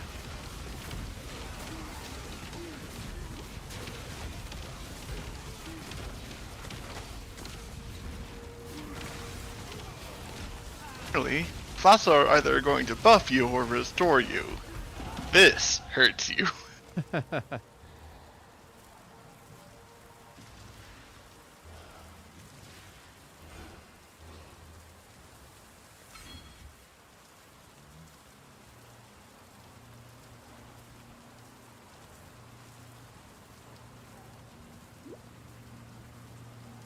sulfite. Oh. Honestly, Item Justin found it spotted. first.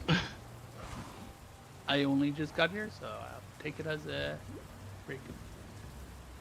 Are you guys southwest?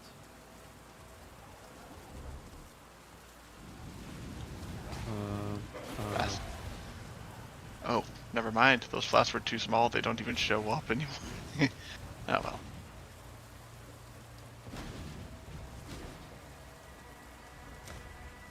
Yes. I must have time to gather my will. Here it is. To the encampment. Guessing what's on that portal. Oh.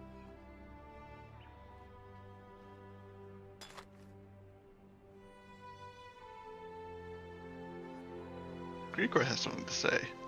Talamoana. Hello. So we're going to want to head back to the Solaris Temple and turn in our goodies.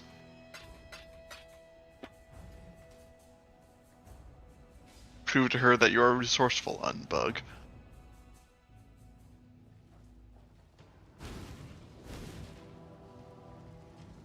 And now that we have this, we go back to the sewers. You are a dash of that. Ethan, oh, did you hear that? We need to go turn into Lady Delilah. Cockroach. Go back to this. Solaris Uh, Temple level 2. Alright, so now that we got the Atomic Sulfite, we need to go to Solaris Temple, talk to Dahlia. Ah, And she will use the sulfites in order to create something that will kill the abominable thing in the sewers, allowing us to get past it.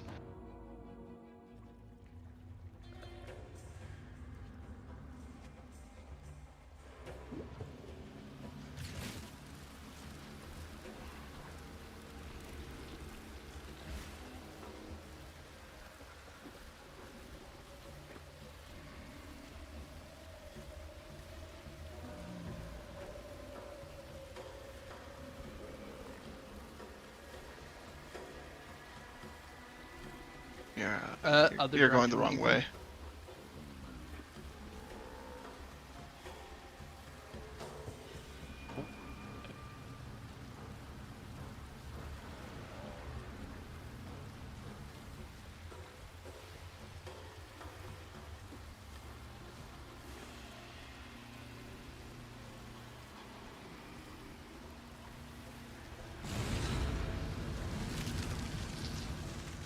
Don't go through just yet. We've got an opportunity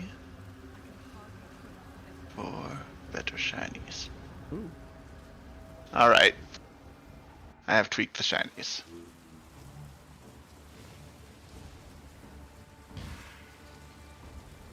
Okay, so I believe... Yeah, the barracks is another transitionary area. I think we want to just kind of make our way up to start. My mana is spent.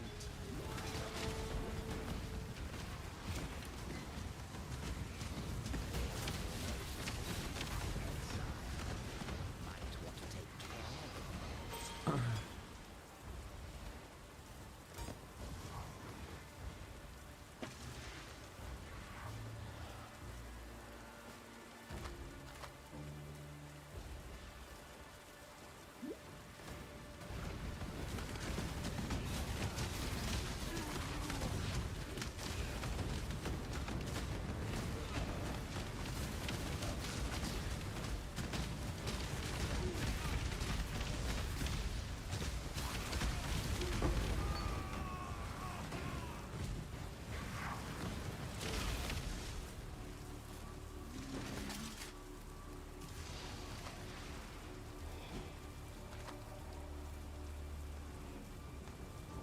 That man sure tried.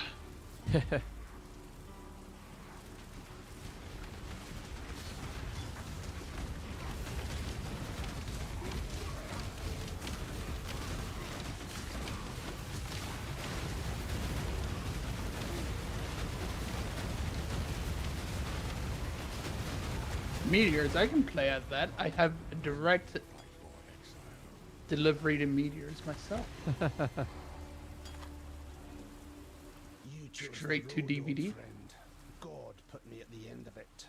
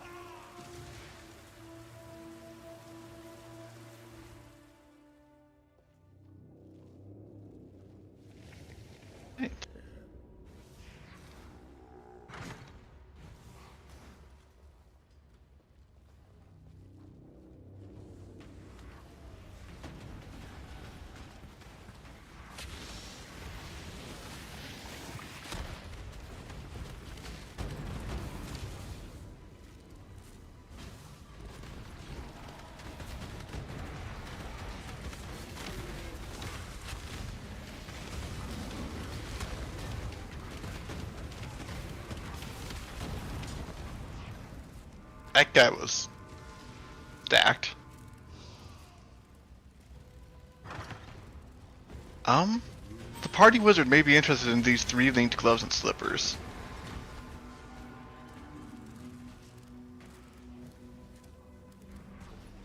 Well, those are only 3 links.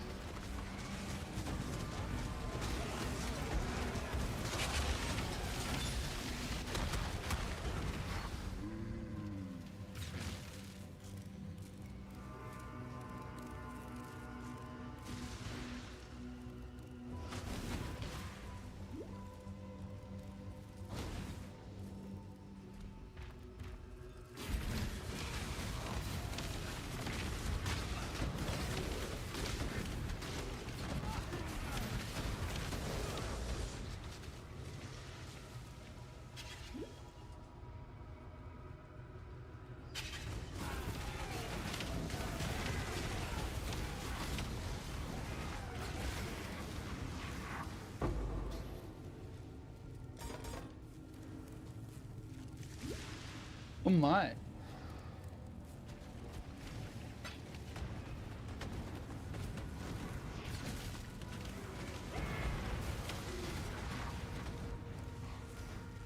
Satisfying seeing those arrows go off.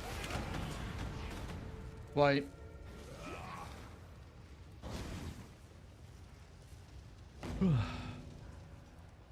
Oh, are you tired? Yeah, Corey? I'm doing some fiddling. Oh yeah, I'm tired, but this is Yes. I think Yeah. like we're super close. I think being done with Act 3, right? Nah, there's a fair bit of Act 3 left. And so, I take my first steps into damnation incarnate.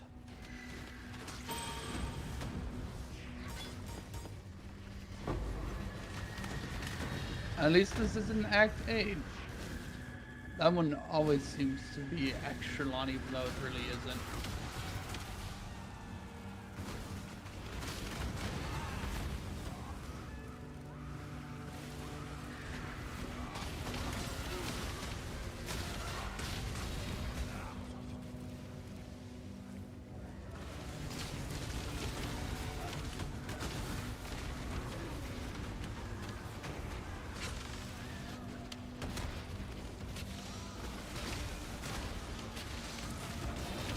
Oh, I just recognized what this area is.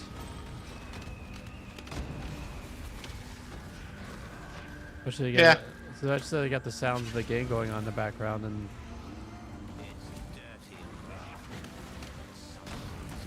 Oh, you don't have the sound on? I do. I just didn't have them back when we last time we played, Justin.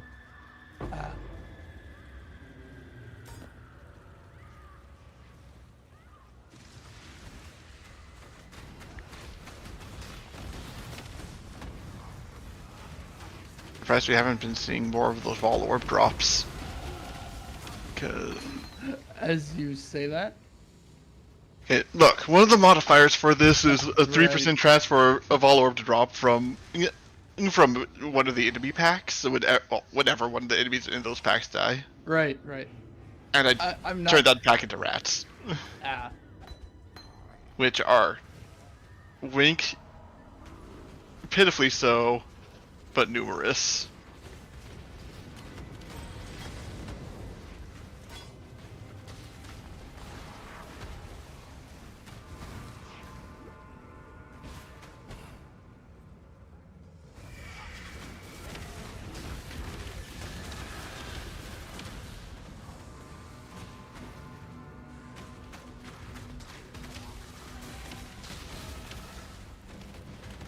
oh, that's a 4-socket short bow.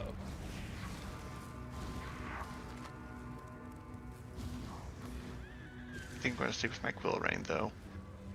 Actually, yeah. Other turret user. Yes, my good sir. What is your current bow? My current bow is this one. Oh, actually, I saw that you just picked up a death bow that's going to be better than a short bow. Yeah, carry on.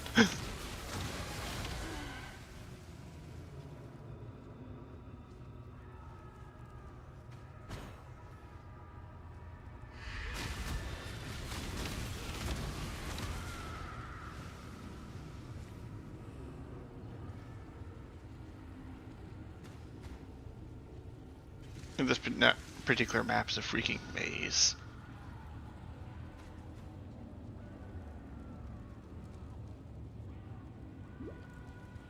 Indeed. There's a 4-socket double axe, but I don't think anybody uses those. Yeah, none of us are axe wielders.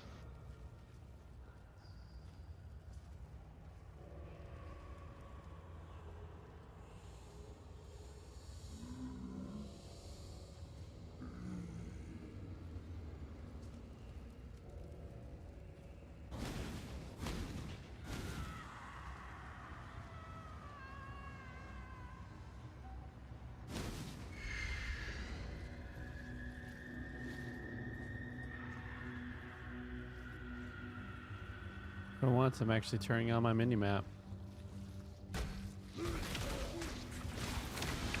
Don't worry, this is the map to do it in, if any of them.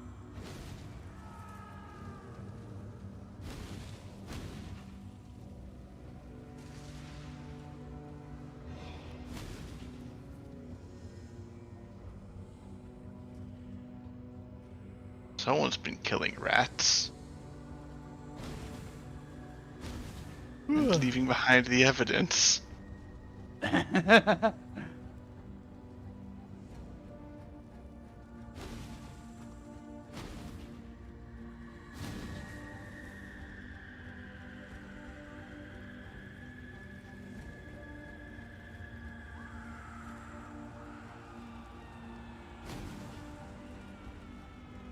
Explosions. Thought I had gotten to the minimum safe distance. I was wrong. Oh wait, does explosions hurt you? No, no, I had some opened. I enemies. opened a strong box that that had the modifier explodes nearby corpses. I see. Corpse explosion.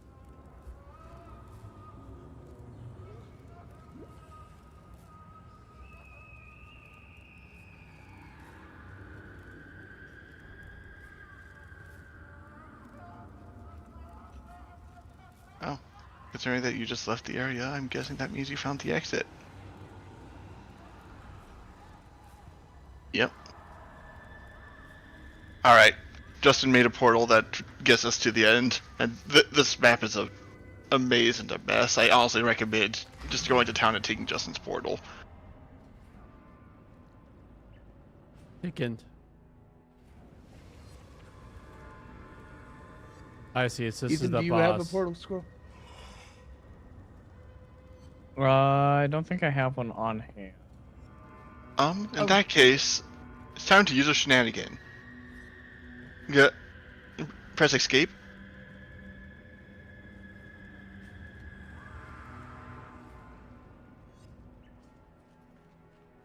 Ethan. Hold on. Okay. Okay. The shadows. Exit to character selection. Go with courage. Tell 'em Then why. re-enter the game. I try. And now you can take Justice Portal. Aha. Fire Friday. The purple one. Ah, purple.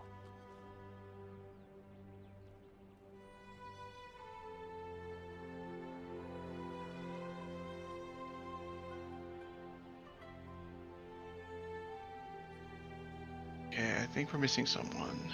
Missing me. I just noticed I had quest turns in town.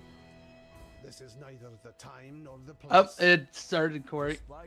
Tread Oh. carefully, exile. Okay.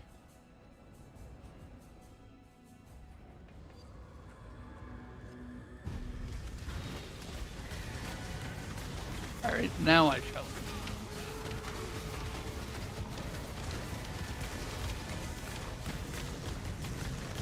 By our powers combined, we do a lot of damage.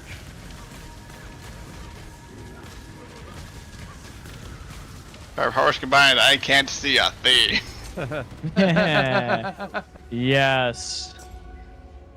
That's when you know explosive arrows are actually also mine at working. Not got easy on you. Both of those can do that together. Well, that's the end of this path, so Yep. since we've already got portals outside, This might will as well be- take it. It's 9:30, so this is a good time. So it is.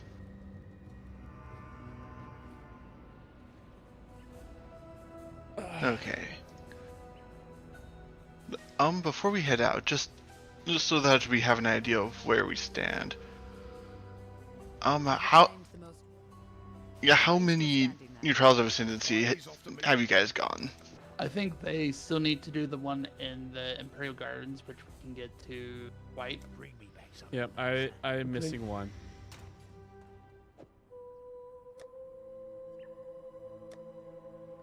What about you?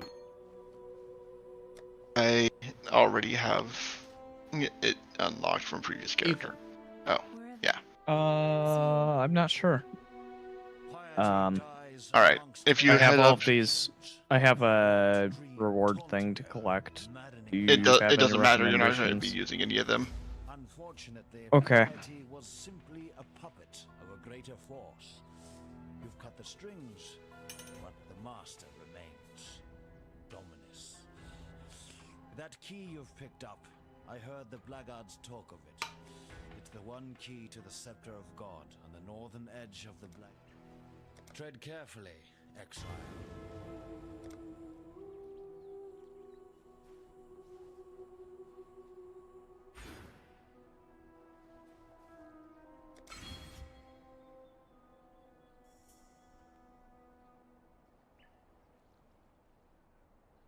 All right, I will be right back.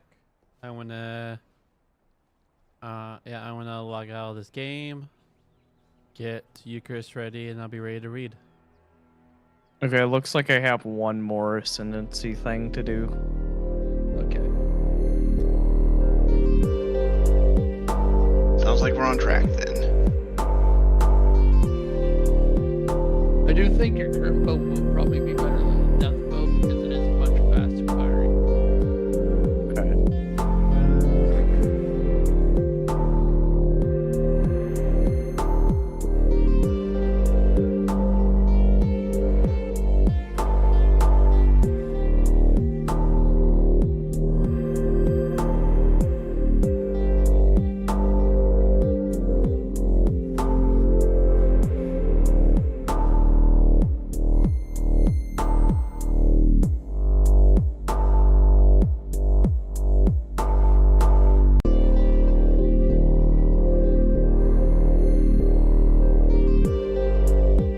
Then, I'm curious when you think you're going to use that staff. Eventually.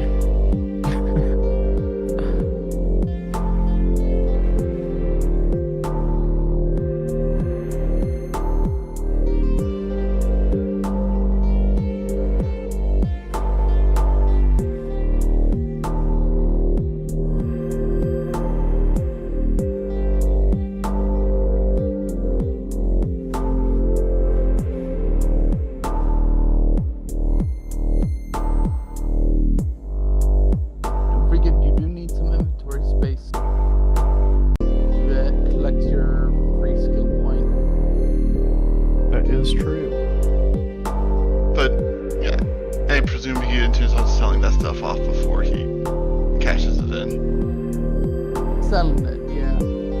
Definitely. Eventually. Someday. When his stash is full. When I run out of space.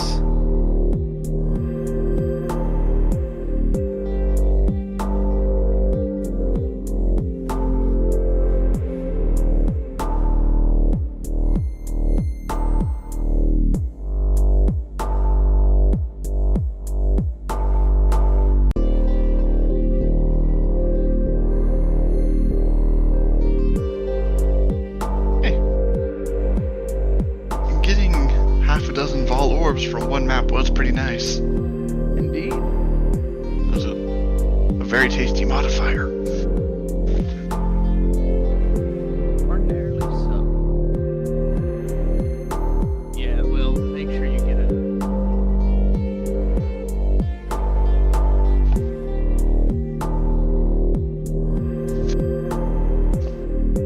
Yeah, that means.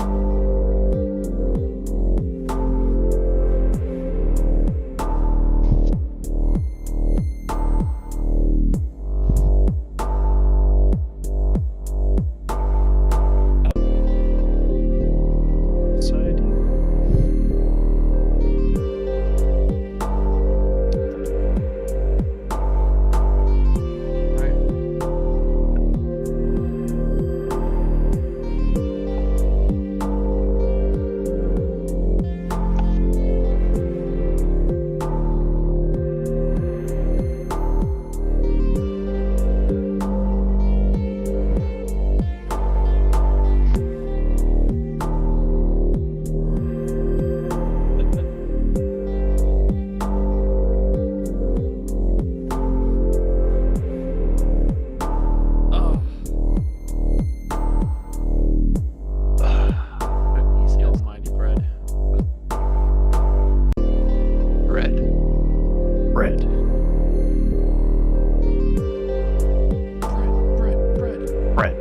Bread. You start watching that? I haven't had time Oh. for anything, man.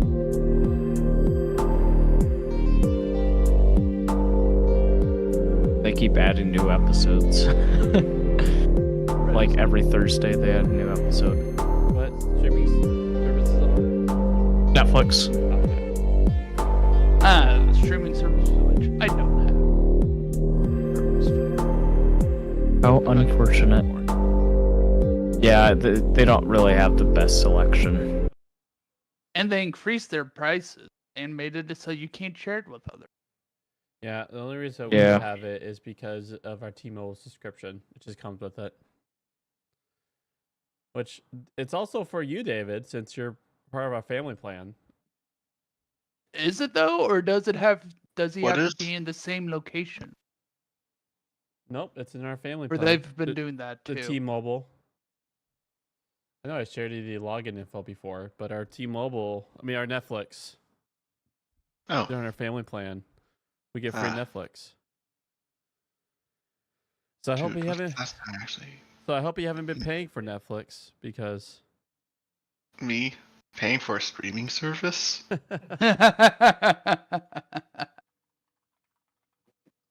to know. No. I wear tricone hats.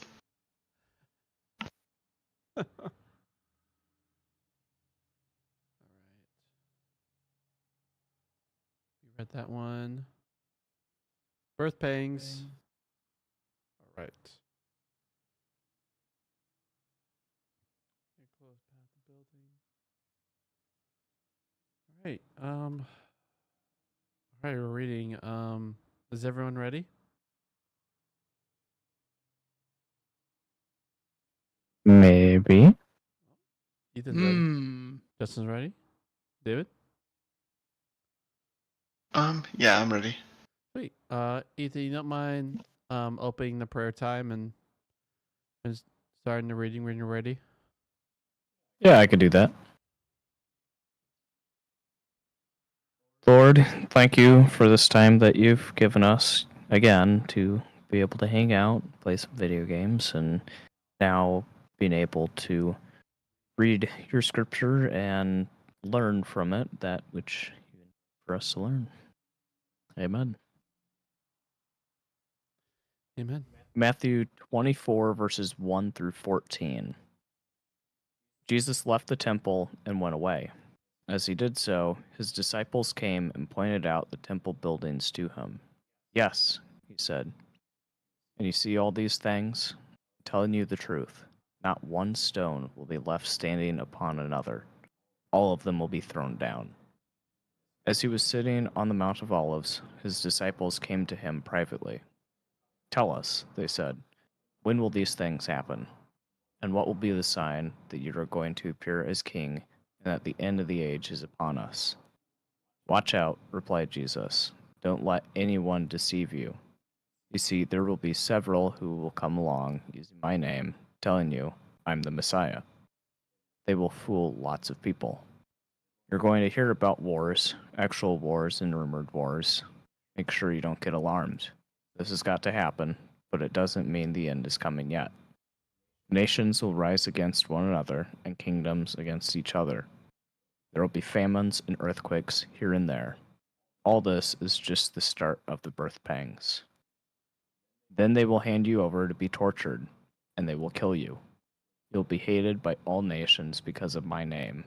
Then several will find the going too hard, and they will betray each other and hate each other. Many false prophets will arise, and they will deceive plenty of people. And because lawlessness will be on the increase, many will find their love growing cold. But the one who lasts out to the end will be delivered. And this gospel of the kingdom must be announced to the whole world as a witness to all the nations. Then the end will come. All right. What stood out to you guys?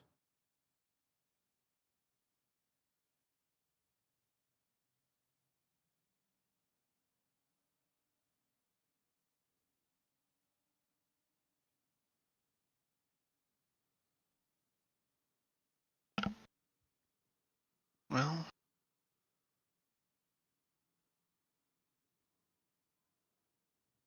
as opposed to, yeah, to start with the obvious, a, yeah, rather uncomfortable warning that, yeah, people, at least, yeah, in the long term, aren't going to look on Christianity favorably. In fact, going to kill us a lot. And I mean, for most of history, that, well, okay, I'm not sure if most is the right word, but for a lot of it, that has unfortunately been true.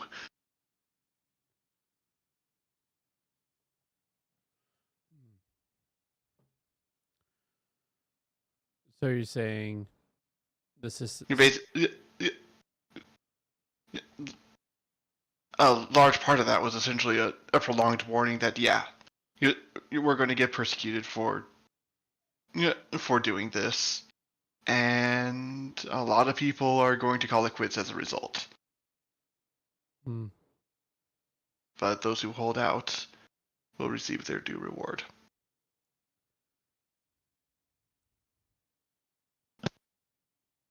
Hmm.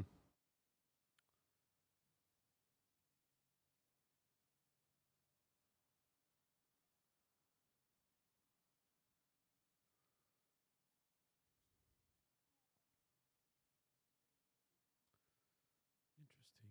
Yeah.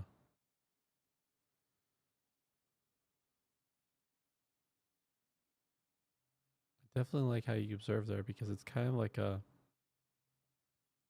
this is happening with also the future hope at the same time. Hmm. Anything else stood out to you guys?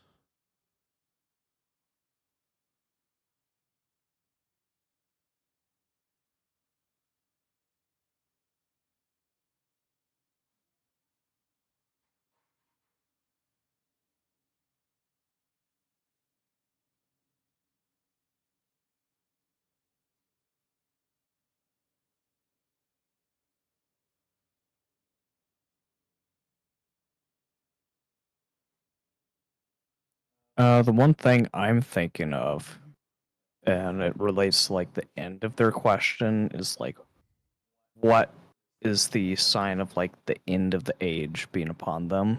Mm-hmm. So at the very like end of this little portion of scripture says, "And this gospel of the kingdom must be announced to the whole world as a witness to all the nations. Then the end will come."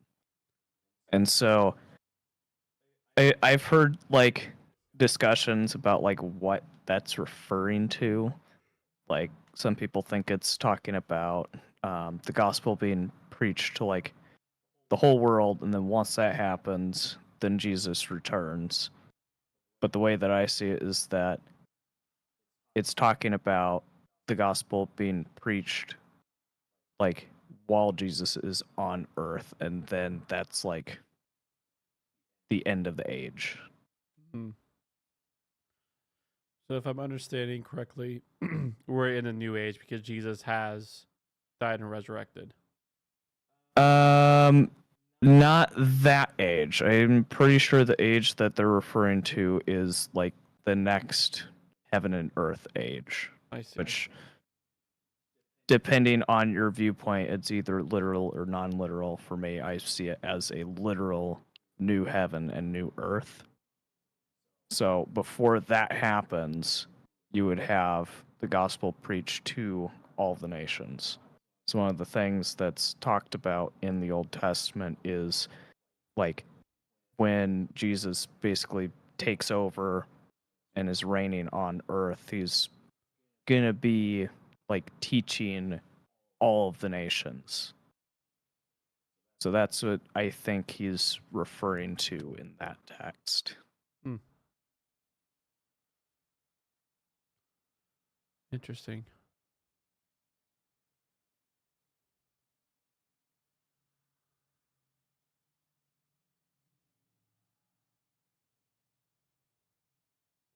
You know, it's.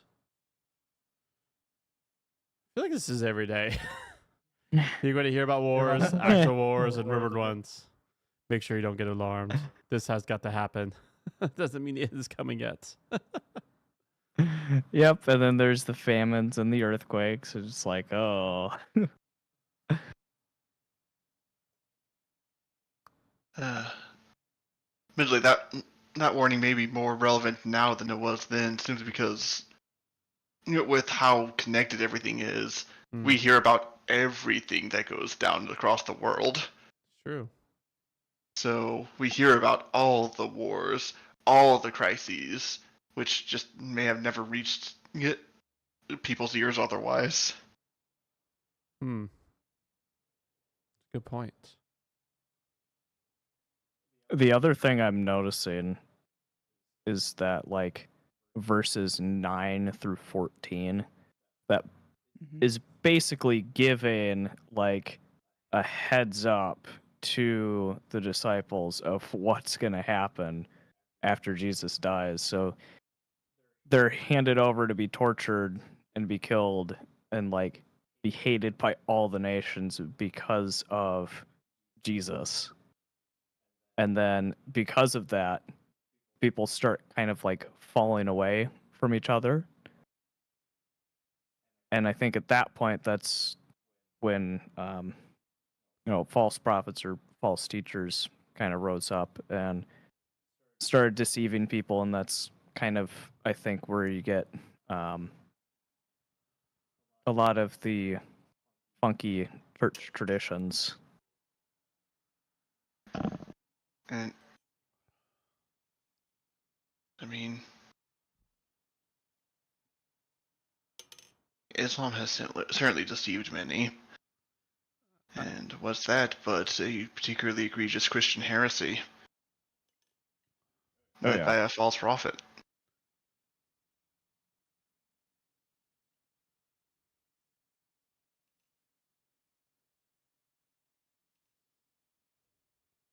And I think one of those verses is rendered differently in other translations. I'm just going to look at it real quick.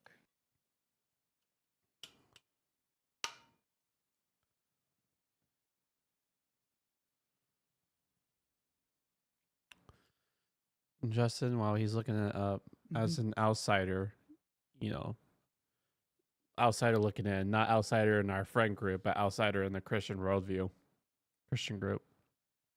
Is there anything that stood out to you? Not really that you guys haven't really been planning so far. Always want to give you a voice.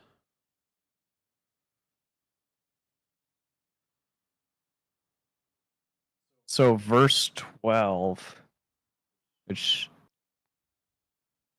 let's see, hold on.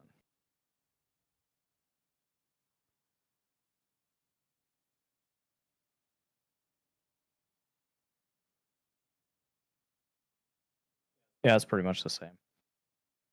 So it says, because lawlessness will be increased, the love of many will grow cold. So what's interesting is that after, like, the early church, between, like, what's it? I think it was about, let's say, 150 AD to, like, 300, 500 AD, you had a lot of people, like, teaching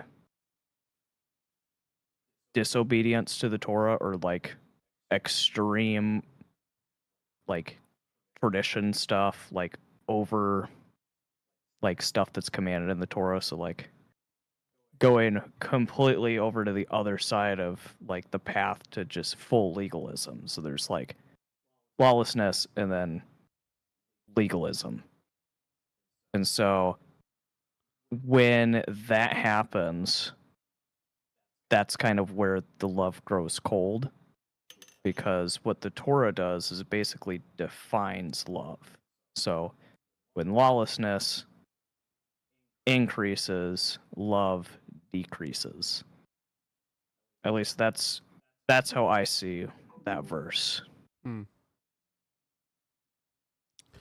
know, it's interesting is there is an actual historical moment, 70 AD, when the temple does get placed stone by stone. It's like not one stone will be left standing upon another. All of them will be thrown down. Like, that's a literal event that happened in 70 AD. The Romans got tired of the Israelites' rebellion, and always ready to have a revolt. And yeah, and so they sacked, and it's like, I think I told you guys this before, but they literally took each brick, like, in a field, and then have chariots go up and down them, so that each brick is crumbled into pieces. That's a pretty crazy promise by Jesus. And it's, like, so crazy.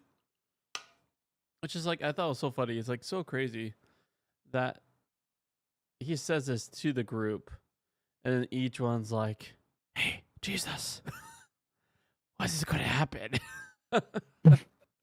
It's just like, they even ask him, like, it's like, gosh.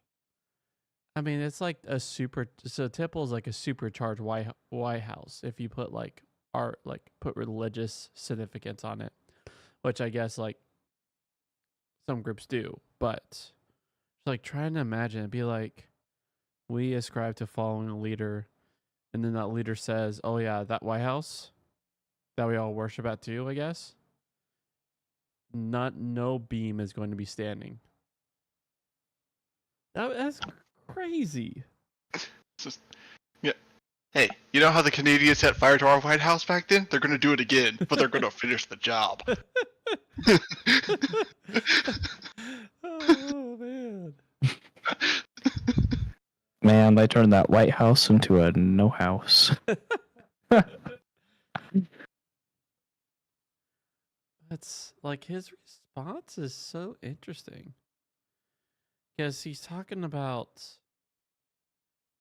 like, he talked about an actual event that happens, and then his response as every sign they're going to appear as king. And like there are so many messiahs, fake messiahs that came out during this time who were leading the revolts.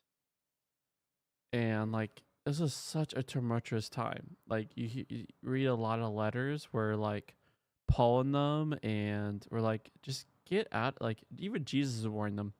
When you start hearing wars and rumor of wars, like if you start seeing like strife happen in Israel, get out of town. Don't stay.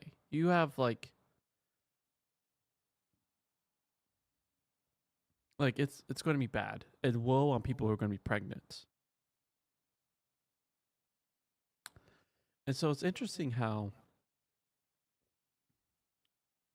I'm just wondering how much of this is future looking. Like how far future looking. Because the temple destruction is around 70 AD. So here, how far down line the future? Or, and this is my question, can we see this as just a pattern of humanity?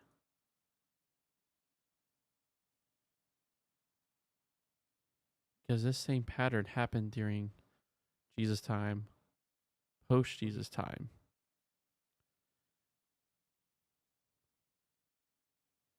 And we're just waiting until the very end, where he finally sets all crookedness right.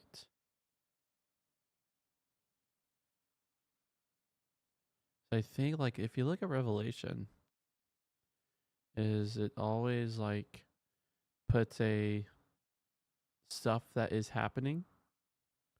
Like the book of Revelation. Do you know what the book of Revelation is, Justin? Not too much. It's the book that gets, you hear about the words like apocalypse, things like that. Mm-hmm. We get a lot of that from the book of Revelation. It's end times prophecy, essentially. To keep things very short and succinct. Yeah. And so a lot of the stuff that is like Jesus is saying here, Revelation touches on. And I just like this kind of stuff happens every generation. Torturing, killing. Like there is a missionary, there's so many missionary organizations where before you go to the field, you write a letter to your family so that when you're reported dead, like the organization gives the family that letter. It's called the Live Dead. Like Live Dead missionary organizations. Like you go there to tell people about Jesus, not expecting to die, and not expecting that you may not come back.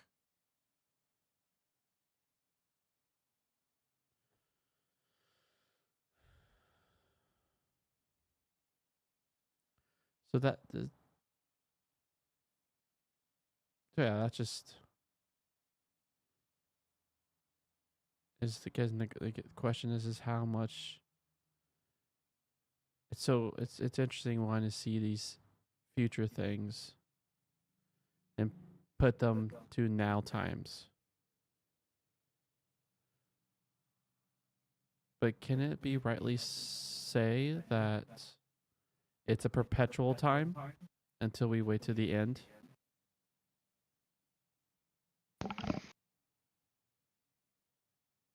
Well, I suppose for one, though earlier I did comment that Christians are certainly persecuted in many nations and have been for much of history. Mm-hmm. We haven't yet hit the point where we're hated and hunted in all nations. We've yet managed to establish some relative strongholds in that regard. Mm. But so we're not there yet. Yeah, that's an interesting point because it does have the word "all" there. Yeah. Thanks for revealing that. So maybe this is like a funnel. Like if I could draw over my screen. Admittedly, just I suppose from a practical point of view, that does make sense that that would be the point where the power gets pulled, as it were. Because if God's holding out on ending the world until he's saved all the souls he's going to save, then the point at which Christianity is getting stamped out, it seems like about the point where it's time to end the whole thing. Yeah, I just wonder. What the point you're making, what I'm seeing is, this is definitely like he's going from like kind of like like as we read down, it just gets terrible and terrible and really terrible, and then then it's time to you know what's you know how Justin, Yeah. there's a very famous series. It's called the Left Behind series. Have you heard of it? Nope. So I think David and Ethan, you guys have heard about the Left Behind series, right? Yes. Yeah, I I've seen it, but haven't I've heard read of it. So you know, like in those series, when people die, not die, when they get raptured, they get. Do you even know that word rapture, Justin?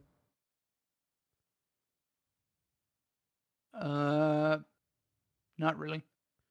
It's basically God says yoink. And that's Okay.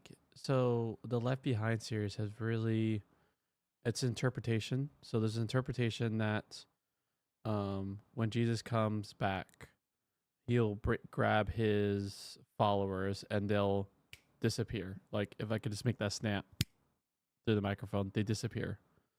But it's actually Right. the scripture says is something I just want to bring out that I find interesting, which I learned in my biblical studies, is the scripture says that we'll actually will meet Jesus. It's kind of like when a king is coming back to take his lands. It's like his people come up to like, it'd be like floats. We actually meet him to herald in the leader. Mm-hmm. And so I know all of this is new information to you, but for Dave and Ethan, where we all kind of grew up with the idea of rapture being an instant whoosh away, Right. there could be something a little more different because the Left Behind series, it's really funny. So like, actually, like it kind of, I don't know about you, but I don't know about David or Ethan, but for me, like, it kind of creates this fear of, at least it's how like some of the movies and books were written, is get your stuff straight for any moment Jesus might come and you might just be left behind, you know? Where then then the whole world goes to like a literal like like it just goes bad after that because you're left behind, and then this you can use the phrase. You can say that it all goes to hell. yeah. So yeah, so Left Behind series, everyone gets raptured, so all the Christians get yoinked, and then Satan comes to rule the world, and then this whole like super persecution happens for the Christians.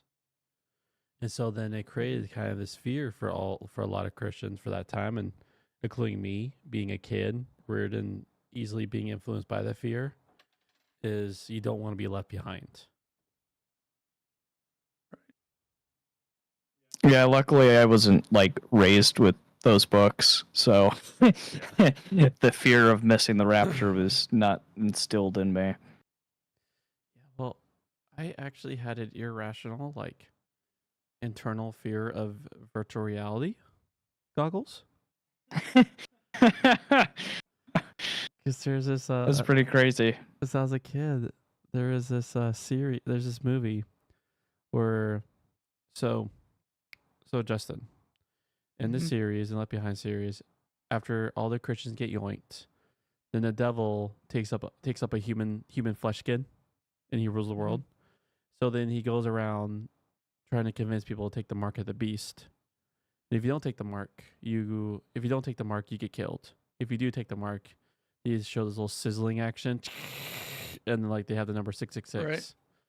So in this movie, and this is the part where my irrational fear of virtual reality is kind of in me, where I have to tell myself not to be afraid, because it's just weirdly it's kid fears. So in this Christian movie, the Satan will actually put a VR goggle on like the person's head, and then it just goes widescreen. Right. And then the Satan be like, "Yo, I can give you all power if you just take my mark." And so when Christians they take the mark, they'll be killed in VR, and so then killed in real life. It's kind of like before that anime. Sword Heart. Yeah. That's how Sword Heart was inspired. Did you know? I'm just joking. But yeah. So like that is why when I saw VR and remember this movie was like 20 years ago, 25 years ago. In which there kind of were VR goggles. There were like VR systems, but Not in the way we have it now, Yeah. but yeah. they were a joke. And so like now I see VR goggles and how just like you could be in a full complete world. So yeah, that's how Corey Miller sees VR goggles and has a little hesitation getting them. You know, my We'll have a hesitation box with in the getting- mail soon enough. My hesitation with getting VR goggles is somewhat simpler. I don't trust myself to keep track of what's actually going on around me when wearing those things because a friend got them and I gave them a try. It is really easy to get immersed in what's going on when your entire vision is taken up by it. Mm. It had this little space shooter game where you're basically standing on a platform trying to shoot down murder drones as they try to either charge at or shoot you down. Mm-hmm. Oh, yes. It was fun. I got a surprisingly high score just by using a combination of the shield and the grenade launcher. Yeah, Space Pirate Trainer is pretty fun. But I don't. I also ended up ending the session by bashing my hand against the ceiling. That is a low ceiling. No, I'm just a tall boy. I think the answer to that is yes. You're tall and low ceiling. Yeah, I don't use VR goggles for like a completely different reason, and that reason is I can't afford them. I'm a poor Yeah, boy. I agree with that. True. Consoles and stuff like that cost some money that are better being put towards not having debt. Yes. True. All right. I think it's a good segue into commentary. Justin, you don't mind starting the commentary? Sure.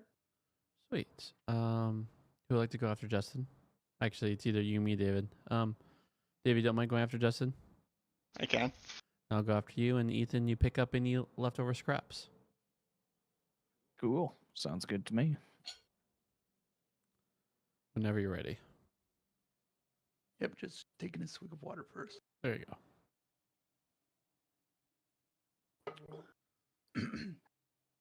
We went together to see the doctor one rainy day in the autumn. We were excited but also very apprehensive. We had a sense of going down a road we often heard about, but never had quite believed we would travel ourselves. He talked us gently through the whole process. Yes, the first few months were sometimes difficult. People often felt sick, especially in the morning. There were some dangers during that time, but it was normally under control. Then there would come a period of quite dramatic change as the new little life inside the wood made its presence felt. One would need to take care, especially with diet and strenuous activity. Then, at last, as the day grew near, there would be all sorts of things to watch out for: high blood pressure, various potential risks for the baby, and the birth itself. Well, that was something else. We talk more about it near the time. But our task in the meantime was to take care, be patient, not be alarmed by some of the strange things that were going to happen. One of the greatest biblical images for God's future is the approaching birth of a baby. It is a time of great hope and new possibility, and also, especially before modern medicine, a time of great danger and anxiety. The medical profession can describe and study each stage of pregnancy in detail, but every couple and of course, particularly every mother has to face them personally and live through them. Even though for some it is a traumatic, painful, and upsetting time. The biblical writers are freely on this well-known experience, speak of the new world that God intends to bring to birth. And one of the high watermarks of this whole biblical theme is this chapter in Matthew, parallels in Mark and Luke.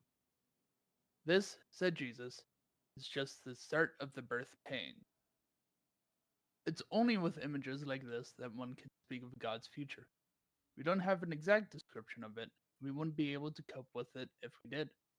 But we have our picture: birth of a baby, marriage of a king's son, tree sprouting new leaves. God's future will be like all these, and of course, unlike them as well. As far as Jesus is concerned, there are two central features of God's future. On the one hand, there is his own calling and destiny. He has spoken about it often enough in the last few chapters. He has come to Jerusalem, knowing that by continuing his dramatic mission, summoning Israel to repentance, he will precipitate hostility, violence, and his own death. He believes that God will vindicate him after his death by raising him from the dead. On the other hand, there was the fate of the Jerusalem temple. Throughout his public career, Jesus had done and said things which implied that he, not the temple, was the real center of God's healing and restoring work. Now he had done and said things in the temple itself, which implied that the whole place was under judgment, and that he had the right to pronounce that judgment. And when the disciples pointed out to him the magnificent buildings, the temple was generally recognized as one of the most beautiful sights in the whole world, he warned them explicitly, it was all going to come crashing down. The disciples put two and two together. The destruction of the temple, on the one hand. On the other hand, the vindication of all that Jesus has said and done. Somehow, they go with each other. If Jesus had been right all along, then the temple will have to go. But how and when? When will the world see that Jesus really is God's Messiah? If you were a Roman citizen, believing that the Caesar was the rightful king of the world, but living at some distance from Rome itself, you would long for the day when he would pay you a state visit. Not only would you see him for yourself, but, equally importantly, all your neighbors would realize that he really was the world's lord and master. Much of the Roman Empire was Greek-speaking, and the Greek word that they would use for such a state visit, such as appearing or presence, was parousia. The same word was often used to describe what happens when a god or goddess did something dramatic. A healing miracle, say, which was thought to reveal their power and presence. And it's this word parousia which the disciples use in verse 3, when they ask Jesus about what's going to happen. They speak of three things.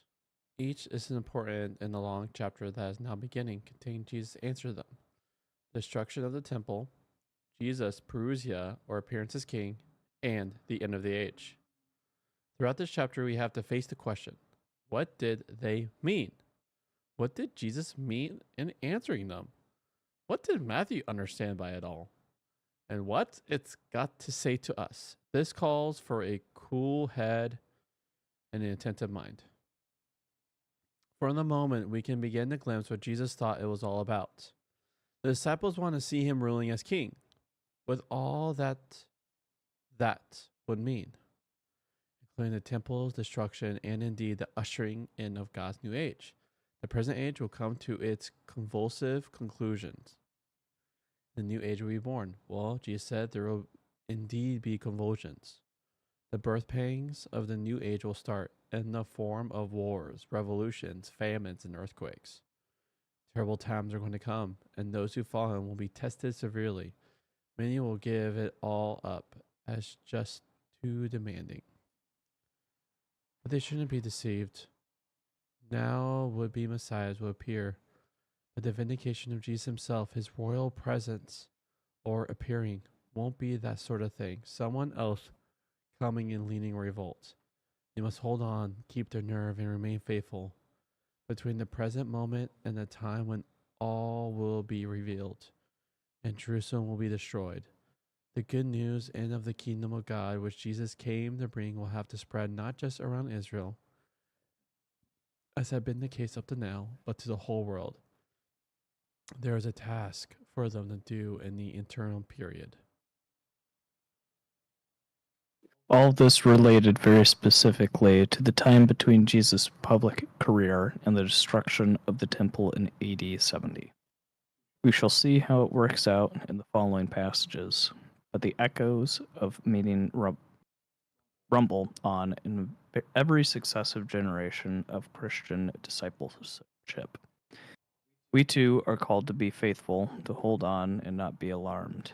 We too may be called to live through troubled times and to last out to the end. We too may see the destruction of cherished and beautiful symbols. Our calling, then, is to hold on to Jesus himself, to continue to trust him, believe that the one who was vindicated by God in the first century will one day be vindicated before the whole world. We too are called to live with the birth pangs of God's new age, and to trust that in his good time the new world will be born. Perusia. All right. Thanks out to you guys with what NT Wright said.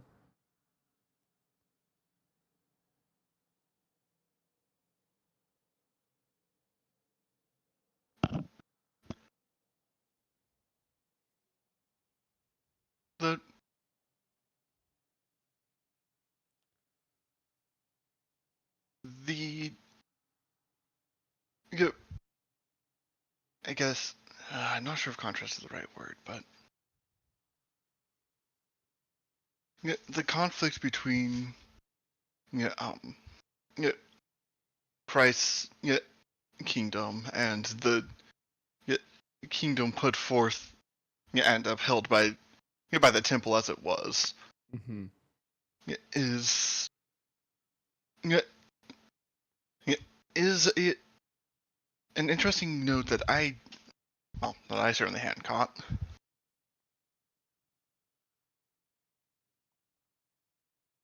If you're talking, David, we missed you after you haven't caught. No, that was it. Oh, that was it? Oh, okay. So the connection between Jesus and the temple you haven't caught till now? Is that what you're saying? Yeah. Oh, okay. Rather, that connection of how Jesus' new kingdom is in conflict with the temple. Yeah, and I hadn't made the connection of how that was really related to this passage. Yeah. That's a good question then. I'm curious what you guys think. Was it like the temple itself or the leaders of the temple?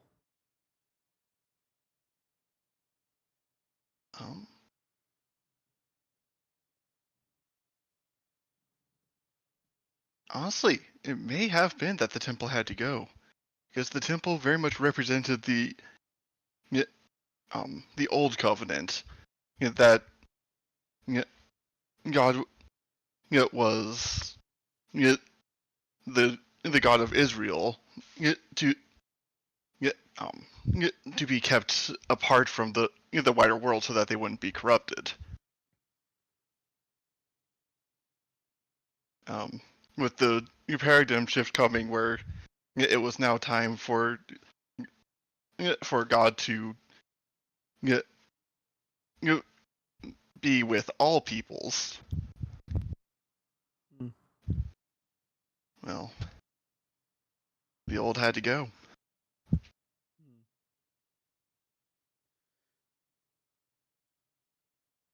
I would say that he had more of an issue with the temple's leadership. Because we see in the Old Testament, the temple gets corrupted, and so God basically takes it away because really it was a privilege. So they weren't complying with what God wanted, so he took it away and sent them to exile and then brought them back, hoping they'd learned their lessons, and apparently they didn't, because now they, were doing the same thing during the time of Jesus. So basically, did the exact same thing. And it talks about in the Old Testament of a third temple. So I don't think it was an issue with the temple or its workings itself, but really the corrupt leaders within it.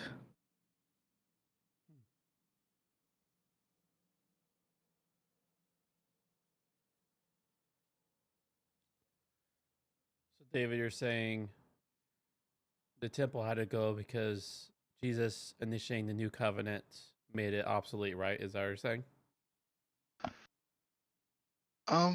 More or less. Yeah, not just obsolete, but a symbol that would be rallied around in order to cling to the old ways.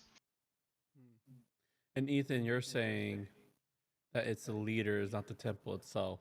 Because in the Yeah. future, there will be another physical temple. Yeah, and not just that, but all the nations are supposed to be going up to that temple to celebrate the Feast of Tabernacles, which would require them to follow the clean and unclean rules in order to even get into the temple so that they can offer the correct sacrifices.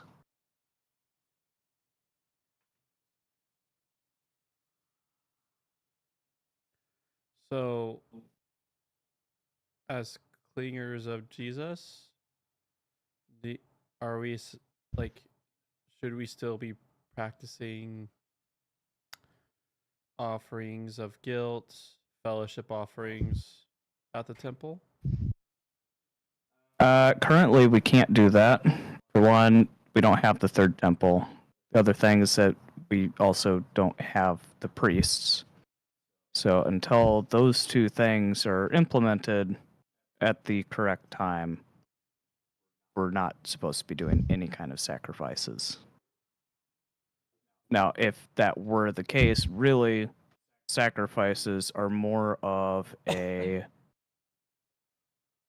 memorial kind of thing that should be pointing you towards what they symbolize.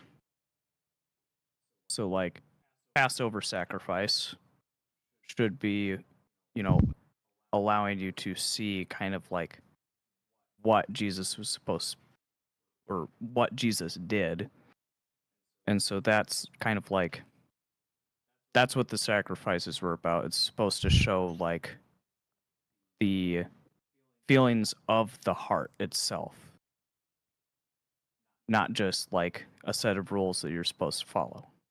Because you see that in the Old Testament as well, where God basically sends his prophets and they just rebuke the crap out of Israel because they were just giving sacrifices without really searching their heart to really know what those sacrifices meant. Because the Israelites at that time were still oppressing the poor and the fatherless, the widows. And so those sacrifices meant nothing to God.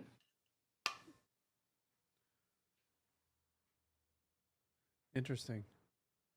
So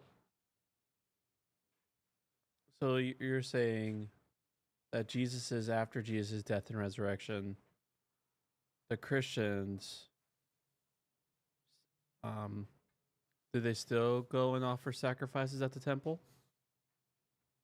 Fingers of Jesus at Now, this are we time? talking like future time No, or I'm talking like right afterwards? right afterwards. I'm actually really curious on.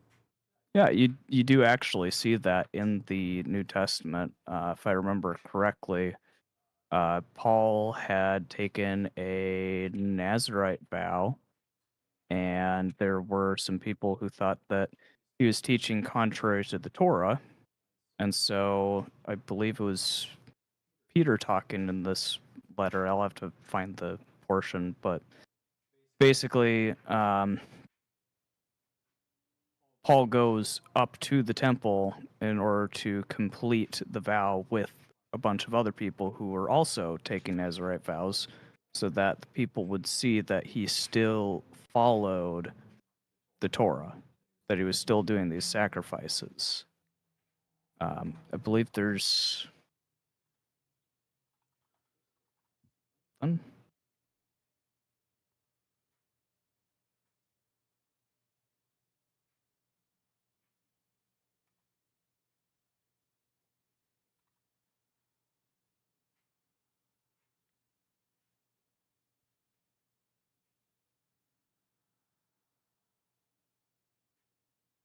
Yeah, there's like you still see throughout the New Testament, even though Jesus was crucified and risen again, the like continued adherence to what is commanded in the Torah. So Acts 18.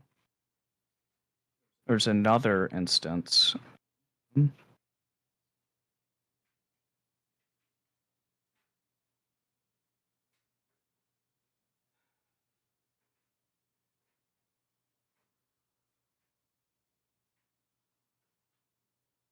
So in Acts, it says, after this, Paul stayed many days longer and then took leave of the brothers and set sail for Syria, and with him Priscilla and Aquila. At I don't even know how to pronounce that. I'm not even going to attempt it. He had his hair cut, for he was under a vow. They came to Ephesus, and he left them there. But he himself went into the synagogue and reasoned with the Jews. When they asked him to stay for a longer period, he declined. But on taking leave of them, he said, I will return to you, God wills. Hold on.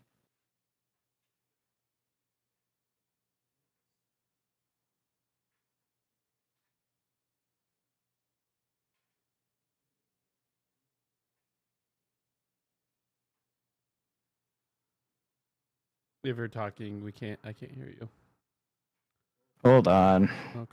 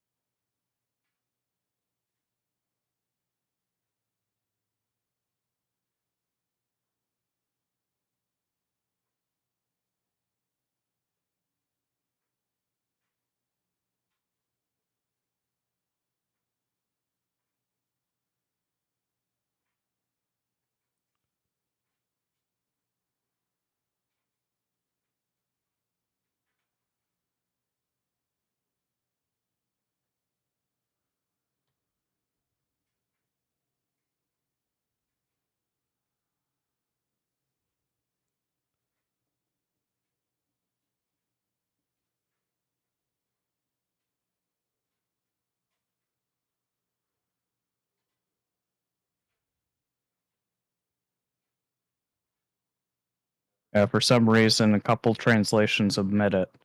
King James Version, which I believe is like one of the oldest English translation, does have it in there. But that doesn't. So, just one Yeah. moment to do a quick translation history. Yeah. You know the King James. Yeah, there's a bunch of different translations of, or really, original manuscripts. There's a bunch of those. Yeah, well, the newer translations are going to be a lot more connected to the older manuscripts than the King James. The King James is translated from the Textus Receptus, which is pretty much just a group collection that kind of went throughout the medieval age. And it's still a delight to study, but it's not. Hmm.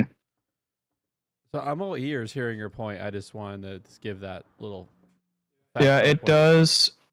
It does say that there is apparently a feast.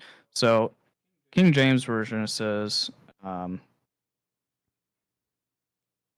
must by all means keep this feast that comes in Jerusalem, but I will return again unto you if God wills.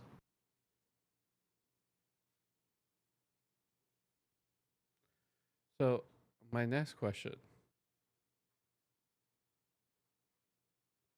and I'm just curious about Mhm. this viewpoint. So we see Paul doing this Nazarite vow as a way to prove that he is not,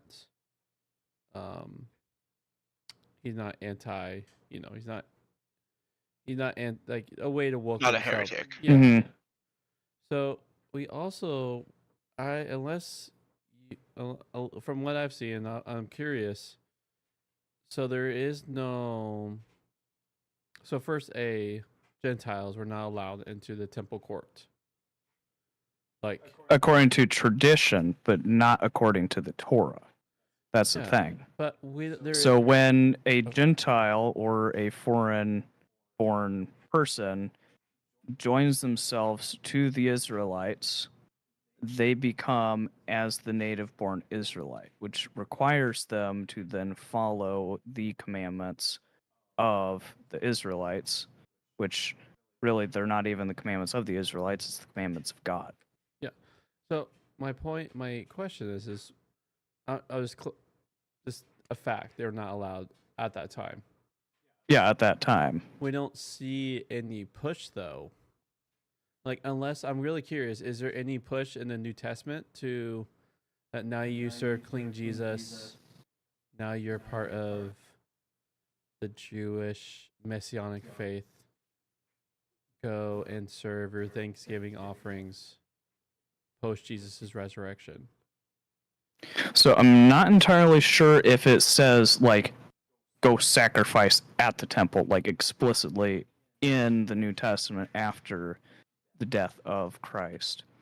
But what I do see in the Torah and then following that into the New Testament is that Acts 15, which there's lots of debate over exactly what's going on there, but if you follow like the basic concepts that are in the Torah to find the limits, the like upper and lower limits of interpretation, you'd be able to figure out that like the commandments that they're giving to these Gentile converts are basically these, rules for them to implement at the very beginning of their like introduction to Christianity. And it basically was addressing the most common issues during like or really in that culture. So like cult prostitution, temple sacrifices and all that kind of stuff, like strangling animals before eating them, drinking blood. That kind of stuff was like the first things addressed, but then what's interesting is that you actually see this verse is not addressed often, but really it does clarify the whole message. So they give these very basic commandments, and I'll just read this little snippet. I believe this is from, James is speaking in this council. So he says, "Therefore, my judgment is that we should not trouble those of the Gentiles who turn to God, but should write to them to abstain from the things polluted by idols, and from sexual immorality, and from what has been strangled, and from blood. For from ancient generations Moses has had in every city those who proclaim him, for he has read every Sabbath in the synagogues." So basically, what he's talking about is that these 4 commandments that he's listing are like the very basic ones they need to start implementing like right away. And then once they're doing that, they'll learn the rest. So the main idea of the Acts 15 debate was that there were two parties. The first one was saying that circumcision was mandatory for salvation. So if you were not circumcised, you would not be saved. So that was from the party of the circumcision. And then the other group, I believe they list it as believing Pharisees. Yeah, so verse 5 says, "But some believers who belonged to the party of the Pharisees rose up and said, 'It is necessary to circumcise them and to order them to keep the law of Moses.'" So those were the two sides of the debate that are presented in there. There's not a third one that basically threw out the law, because that would violate the Torah like in its entirety. Deuteronomy 4 verse 2 is, "You shall not add to or subtract from what has been commanded, so that you may keep the whole word of God." So within that basically is clarifying the debate as like, these are things that are necessary for believers to implement in their life, but it is not where salvation comes from. You know what's interesting is, in that first council. Oh, here, hold on. My battery's dying on my headsets.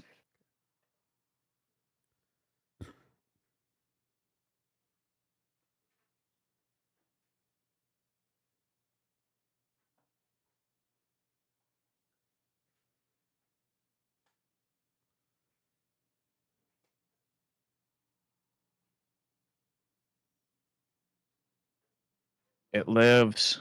You know what's interesting about that first council, something I actually just learned recently, is, and this is why I personally don't hold to councils as the final verdict, because this is the really interesting part, is you see them say that through the Spirit, that you should abstain from food sacrificed to idols. But then in 1 Corinthians 8, by Paul later, he just goes, it's not a big deal. Food is food. There's no, like, just as much as an idol. Like, an idol is a piece of wood. Like, if it caused someone to stumble, you know, be careful what you do there, because do in love, do everything out of love. But in 1 Corinthians 8, he just pretty much negates that part of the counsel to the Corinthians. And so here in Scripture is, we actually have two competing verdicts. As you have what Paul is saying to the Corinthians, and then what the first council has said, we as the council have said.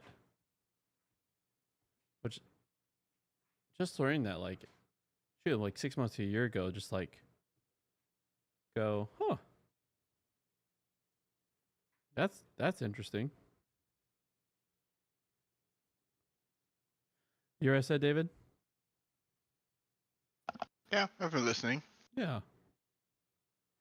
'Cause I grew up with there's been many councils ever since the Jerusalem Council, and it's like Council of Nicaea, Westminster, like all these moments when Christian leaders had grouped together and said, this is what we believe. But here in the Scriptures, we have the original council that actually goes against, at least that part about food sacrificed to idols, goes against actually what Paul then speaks later to the 1 Corinthians about food sacrificed to idol. That was just an interesting point, Ethan. That when you're talking about that, Mhm. your poet, that I find just fascinating. Because I like, I see like I see the Holy Spirit just. Oop, I click something. Oh, I guess I'm just going to close out of Logos.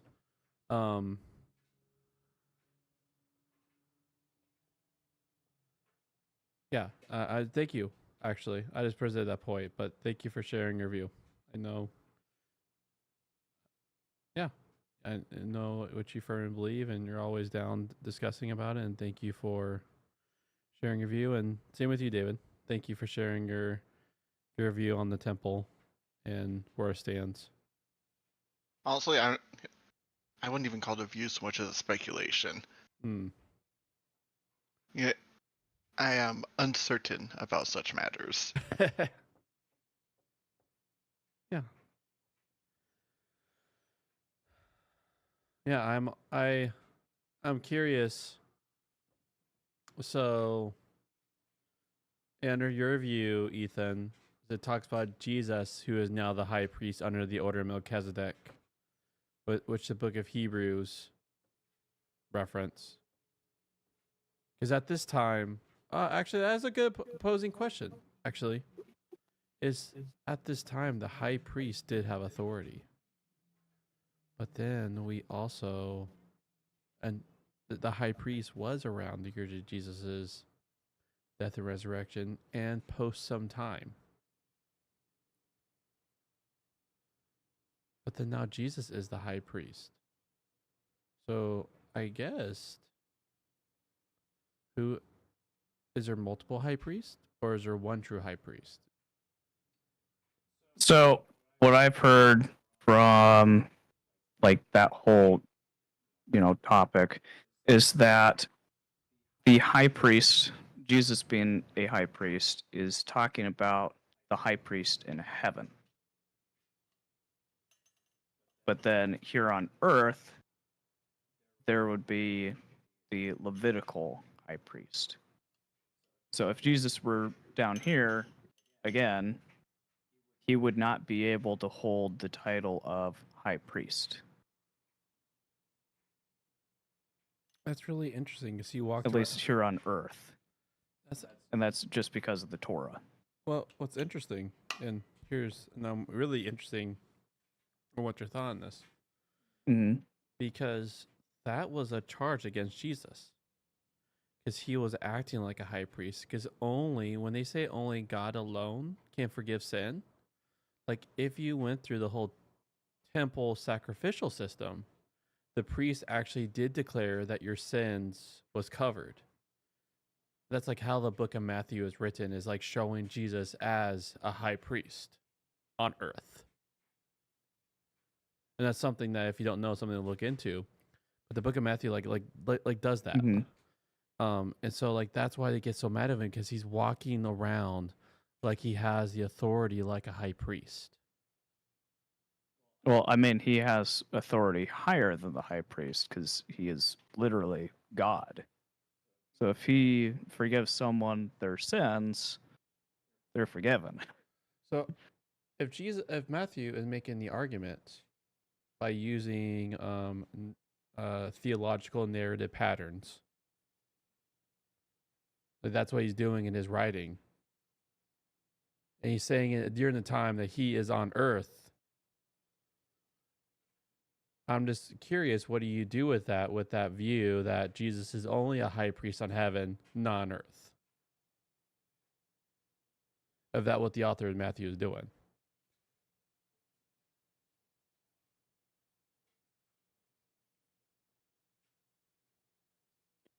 Honestly, I still have to do a lot of studying, so that may have to wait for another discussion. Okay. But the way that I see it is that the whole Torah laws, all of that's still in place, and I say that just because of Matthew 5:17, which basically sets all of that pretty much in stone. So none of it has changed. and that's until heaven and earth pass away, like literal heaven and earth. So what that means is that until heaven and earth pass away, that stuff is still pretty much set. So we can't change anything about it. But that also means that, like, we would be incurring sin by not offering those sacrifices. So until that third temple is built, it's basically just the gradual collection of sin, which really we can't do anything about, which is why we have Jesus. So, if I'm understanding correctly, is Christendom in general? Are you saying that we have a gradual sin that's happening since the temple is no longer there?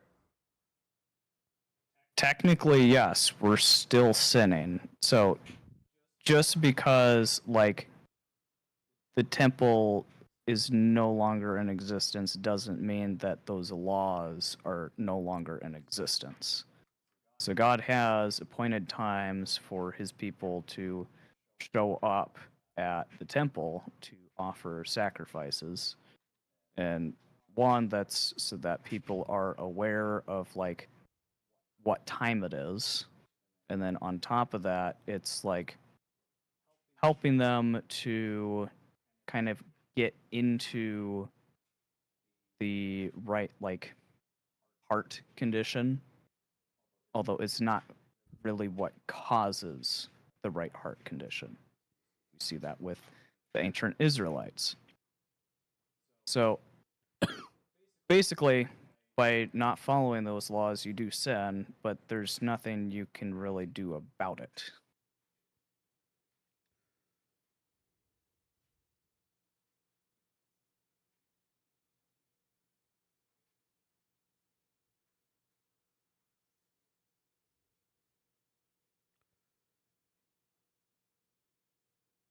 So, okay.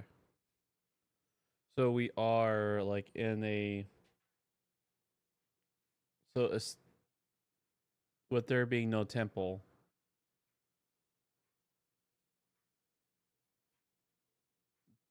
So the temple is where you're saying sin is dealt with? No. No, we know that sin is dealt with by God.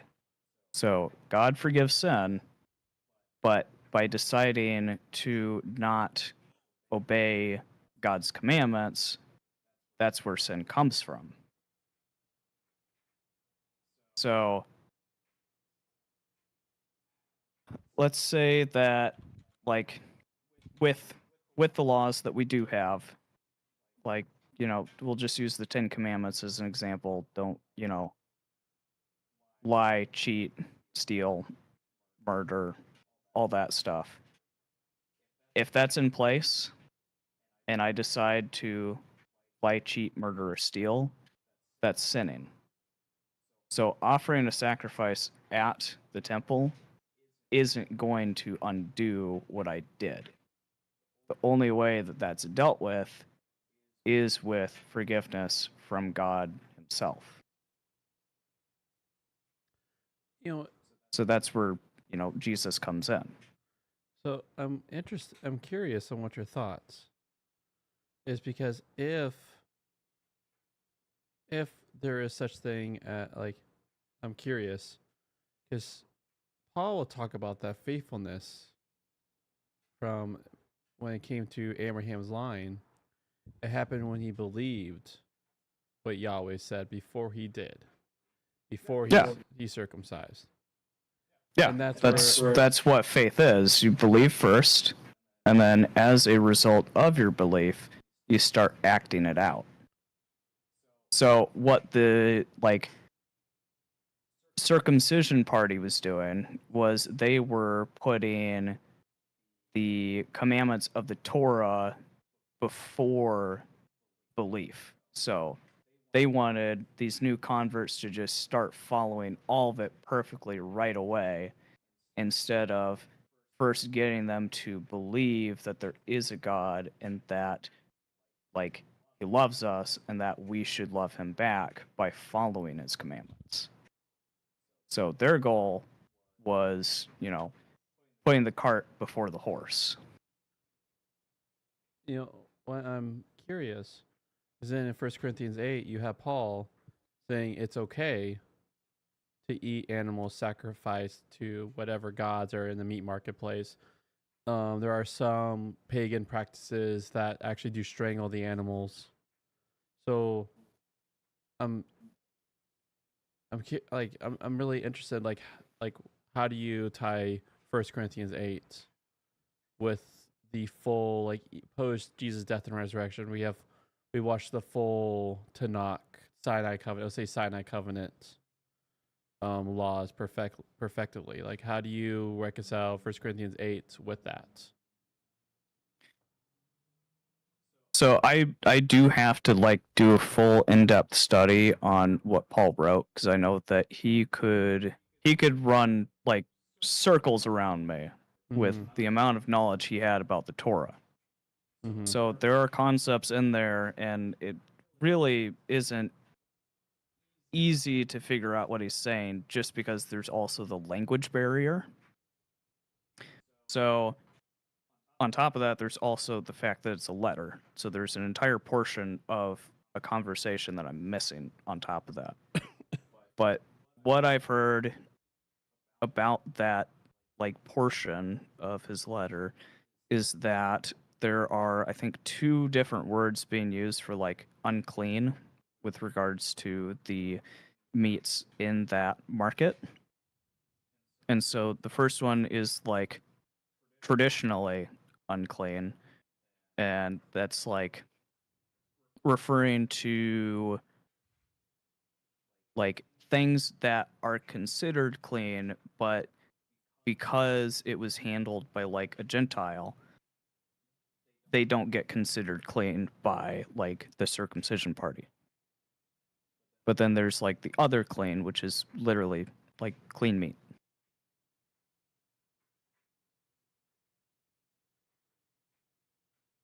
Now, I will actually kind of pull up that scripture so I can read it as well, see if there's anything else that I remember about it. So it was 1 Corinthians 8. Mm-hmm.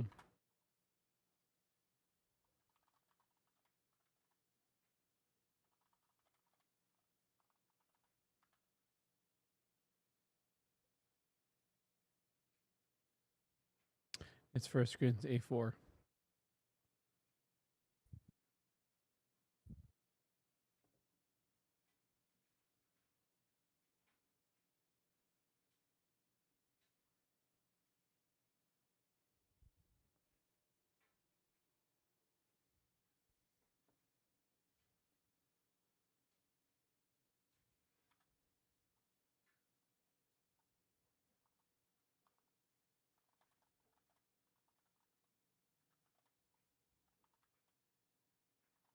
Also in Corinthians.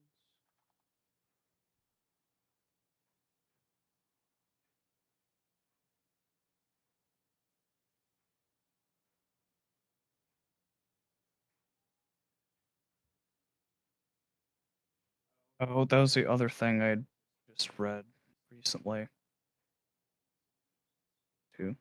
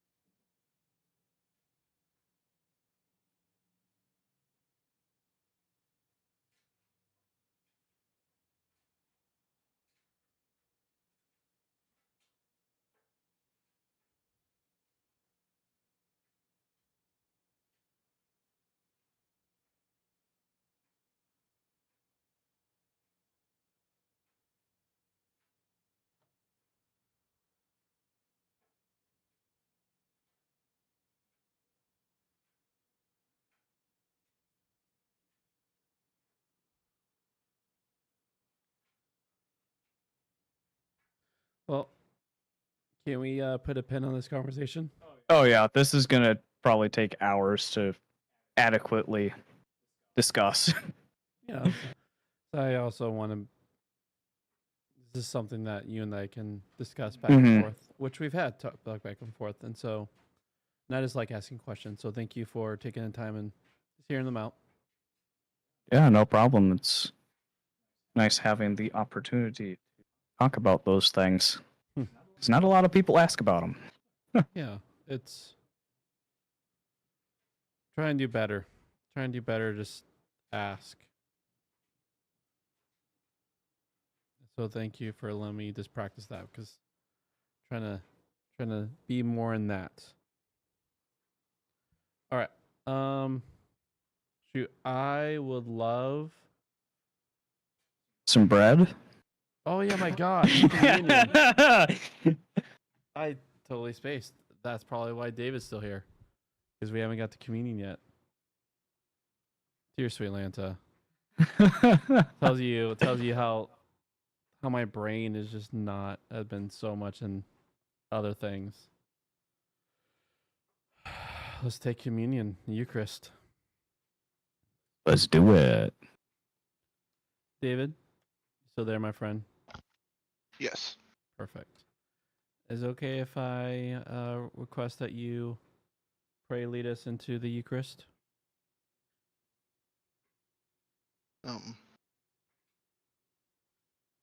Could you have someone else do it this time? That's fine. I could do it. I asked Ethan to pray lead us.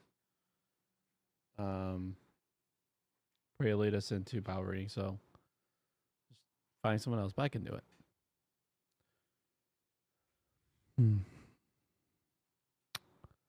Jesus, your love amazing. Thank you, King Jesus, that we can come together. We can declare allegiance to you. That you turn all empires, turn all power dynamics on his head. For you have exemplified, we rule by dying. We rule by serving. We rule as being poor in spirit, peacemakers. Not that so that we could just live our lives stamped out, beaten down. Because you take that and you resurrect. Any time that we're stricken for serving and loving the other, you take that and just explode that into beautifulness. Because our primal example of that is your cross. You embrace the humble nature. You served. You chose to go onto that cross. You served all the people around you and let them do their worst on you. And it didn't just stay worse. You didn't just stay in the grave. Worms didn't consume you. But you took that evil and resurrected. And we look forward to, just as there's a resurrected body, where you had scars, where they could see the holes that were through your hand and through your feet. We look forward to a resurrected heavens and earth, where it's redeemed. In some ways, I wonder if we're going to see the scars that sin has done on earth, like your body. But yet it's redeemed and new and beautiful. We look forward to that day. And here and now, King Jesus, we're going to have moments of refreshment through taking the Eucharist. Oh, what a delightful thing that we can just have this moment and partake. Oh, Jesus, how delightful it is that being among brothers, we get to enjoy delightful visual arts and also their wrestling of the human evil. their story and narrative. But we're taking a moment and looking at how you define evil and how you have dealt with it. And there will be a time, which thanks be to Christ, when you come and set all crooked straight. We just read that passage where you'll come. And we look forward to that day. I thank you, King Jesus, that the new heavens, new earth is nothing like how I was taught as a kid. Some dumb cloud city where we all have wings and we're little fat, chubby kids. Thank you, it's nothing like that. Thank you, that is the Garden of Eden done right. We look to you for our wisdom. And we declare this with our communion today. Amen. Amen. All right. Have the honor of breaking it.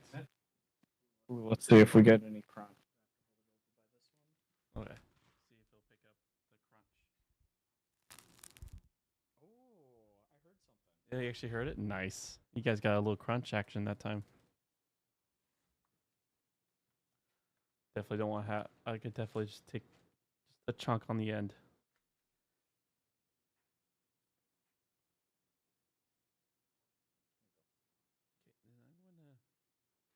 Take off the headset. I'm going to take the headset first before I touch the bread. I probably should have done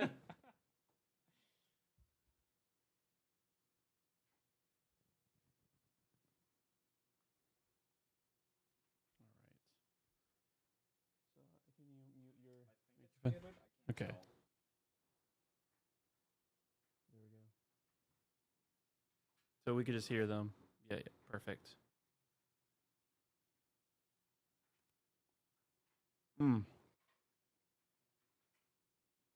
Again, that is delightful bread.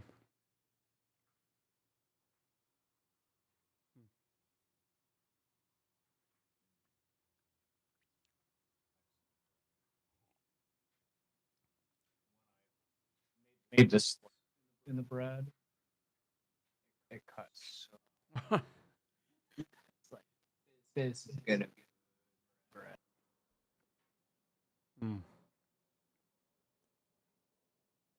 I think I'll just mute your microphone. That's the last fix to not have echo. Since I'm having two microphones, so give space for David Justin want to say anything.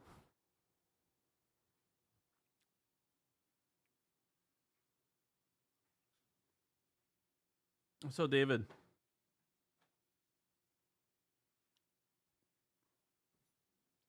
Yeah. Have you figured out your travels to Missouri? I don't have all the details that you have figured out yet. No. Oh. So we're thinking probably that Sunday we'll go to a water park. So then, his Sunday it'll probably be less busy because it's Sunday. So it's Sunday better to do stuff than Saturday, stuff like that. And so All right. But we are planning on. I think I told you hitting a butterfly sanctuary in the cave. This is like a really cool cave that you could go splunking under. Well, I certainly look forward to that. Yeah. So I guess you just let me know. 'Cause if you come in Saturday, it's not a big deal. But if you come in Friday, I mean, you're taking the train, right? Is that your plan, or? That's the plan. Yeah. Okay. Are you going to get your own place, or are you hoping to lodge with us? That's one of those things I'm still trying to figure out. Okay.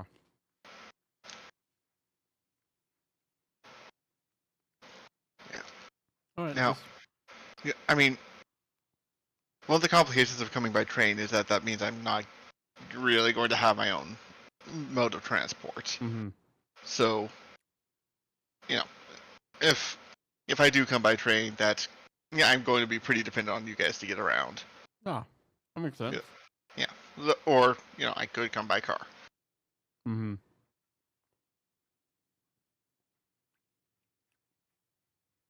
I imagine. Yeah. I'll just need to get those details figured out sooner than later. Mm-hmm. Yeah, so I have no problem. If you come in Saturday, we can definitely work around seeing all those attractions around when you get in. Hmm. Obviously, come in earlier the better. Because if you come in later in the day, like mid evening, we'll probably see all that. At least see the butterfly in the cave before we pick you up. Which makes sense, you know. Hmm.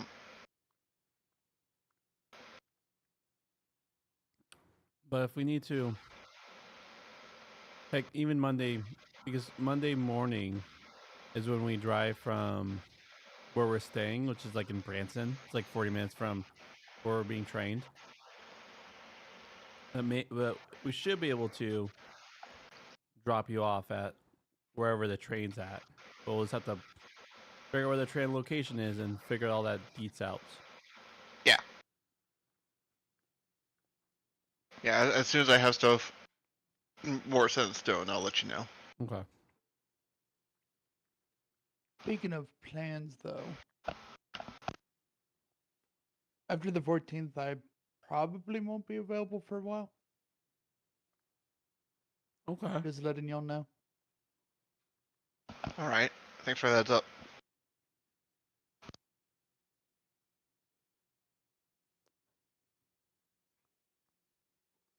Okay. Can I ask, is it like a job or don't feel like sharing right now? If you don't feel like sharing it. Just doing a lot of things right now. Okay. Okay.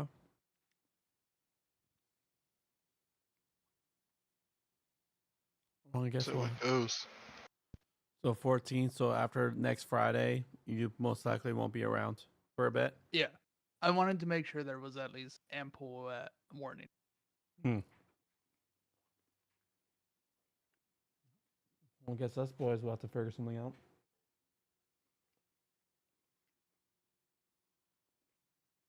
Are you okay if we Yeah. continue the Path of Exile run? Yeah. And we'll just whatever level we get at, we'll just send you a message. We're here. Yeah, I'm fully willing to grind out that game myself. So, no worries about waiting for me. Because I'll love to hit end game before Path of Exile 2 comes out, which it looks like almost like not a 100% different game, but it looks like different enough where it feels like a good. Yeah.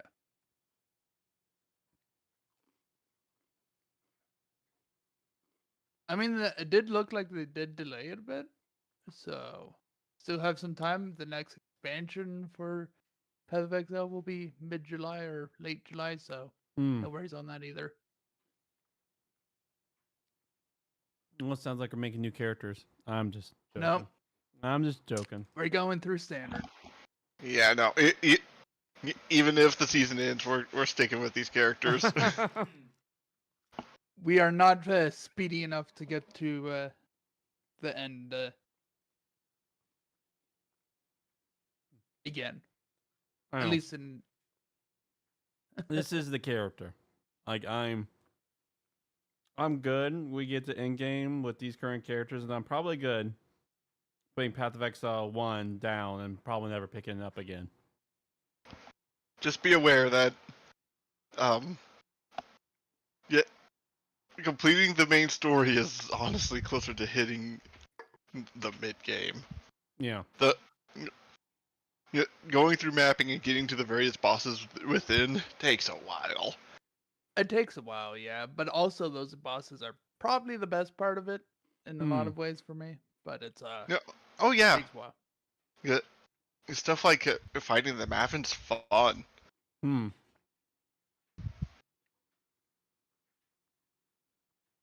Cyranex arc and all that is Yeah. good time. Y'all. What's up? Your mic cut out. also die. We'll die a lot. You'll also die. But oh yeah, yeah, Matt, you see a substantial. It just becomes a difficulty. Like gets a lot more difficult. Been kind of trying to continuously emphasize. Mostly things It become cut a lot out after you deadlier. said substantial. By the way, but yeah, it's substantially more difficult. That that's part of why I've been trying to emphasize. Yeah, resistances keep them maxed out. It matters so much.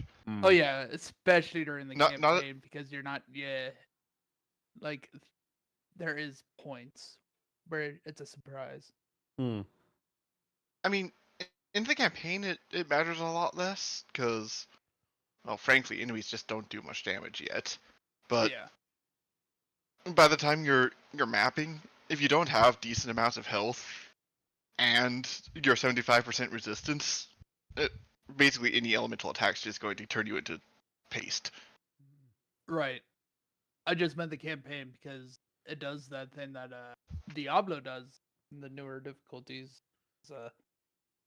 Where it reduces your resistances at Oh, points. well, yes, I think Act 5 is where they hit you with the first, you get minus 30, Yeah. and then you suffer a second minus 30 at the end And of it. back to- So yeah.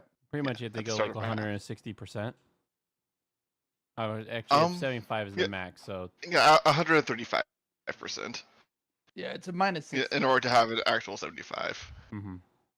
All right, I gotta go wash my hands. But yeah. All right, and I should probably hit the hay because it's 1. So Yep. So yeah, it was good. It was. Yeah. We got a Love you good guys. progress this Good night. time. Love you, David. Good night. Love you, Justin. See you, David. Peace. Are you getting You off heading to? off too, Corey? Oh, I thought you were saying you were, but I should. I should probably. I should probably pack stuff. Oh yeah, you're going somewhere. Yep. I'm going more closer to you, somewhat. Somewhat. Flying tomorrow, but I'll be back. I'll at least give a proper goodbye. I gotta go wash my hands. All right. You have a good night. Bye, Ethan. If you're still there. He's washing his hands right now. I guess I have to wait until he comes back. Huh?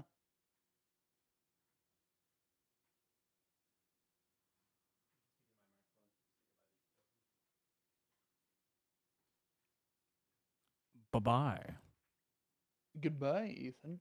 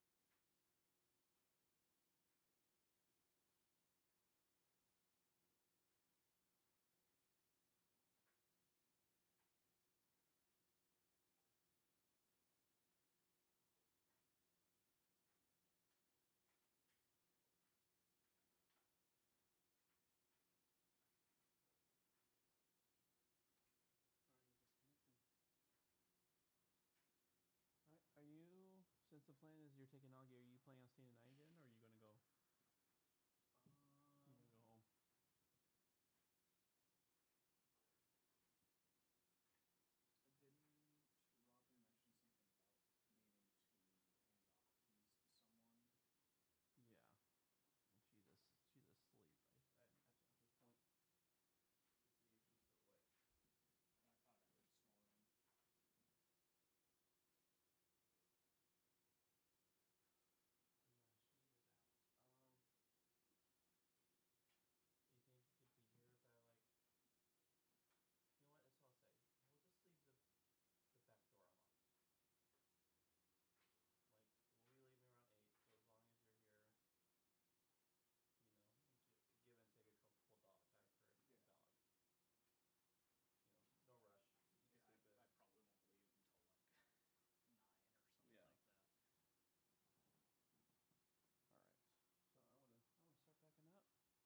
All right, friends, I'm going to start packing up.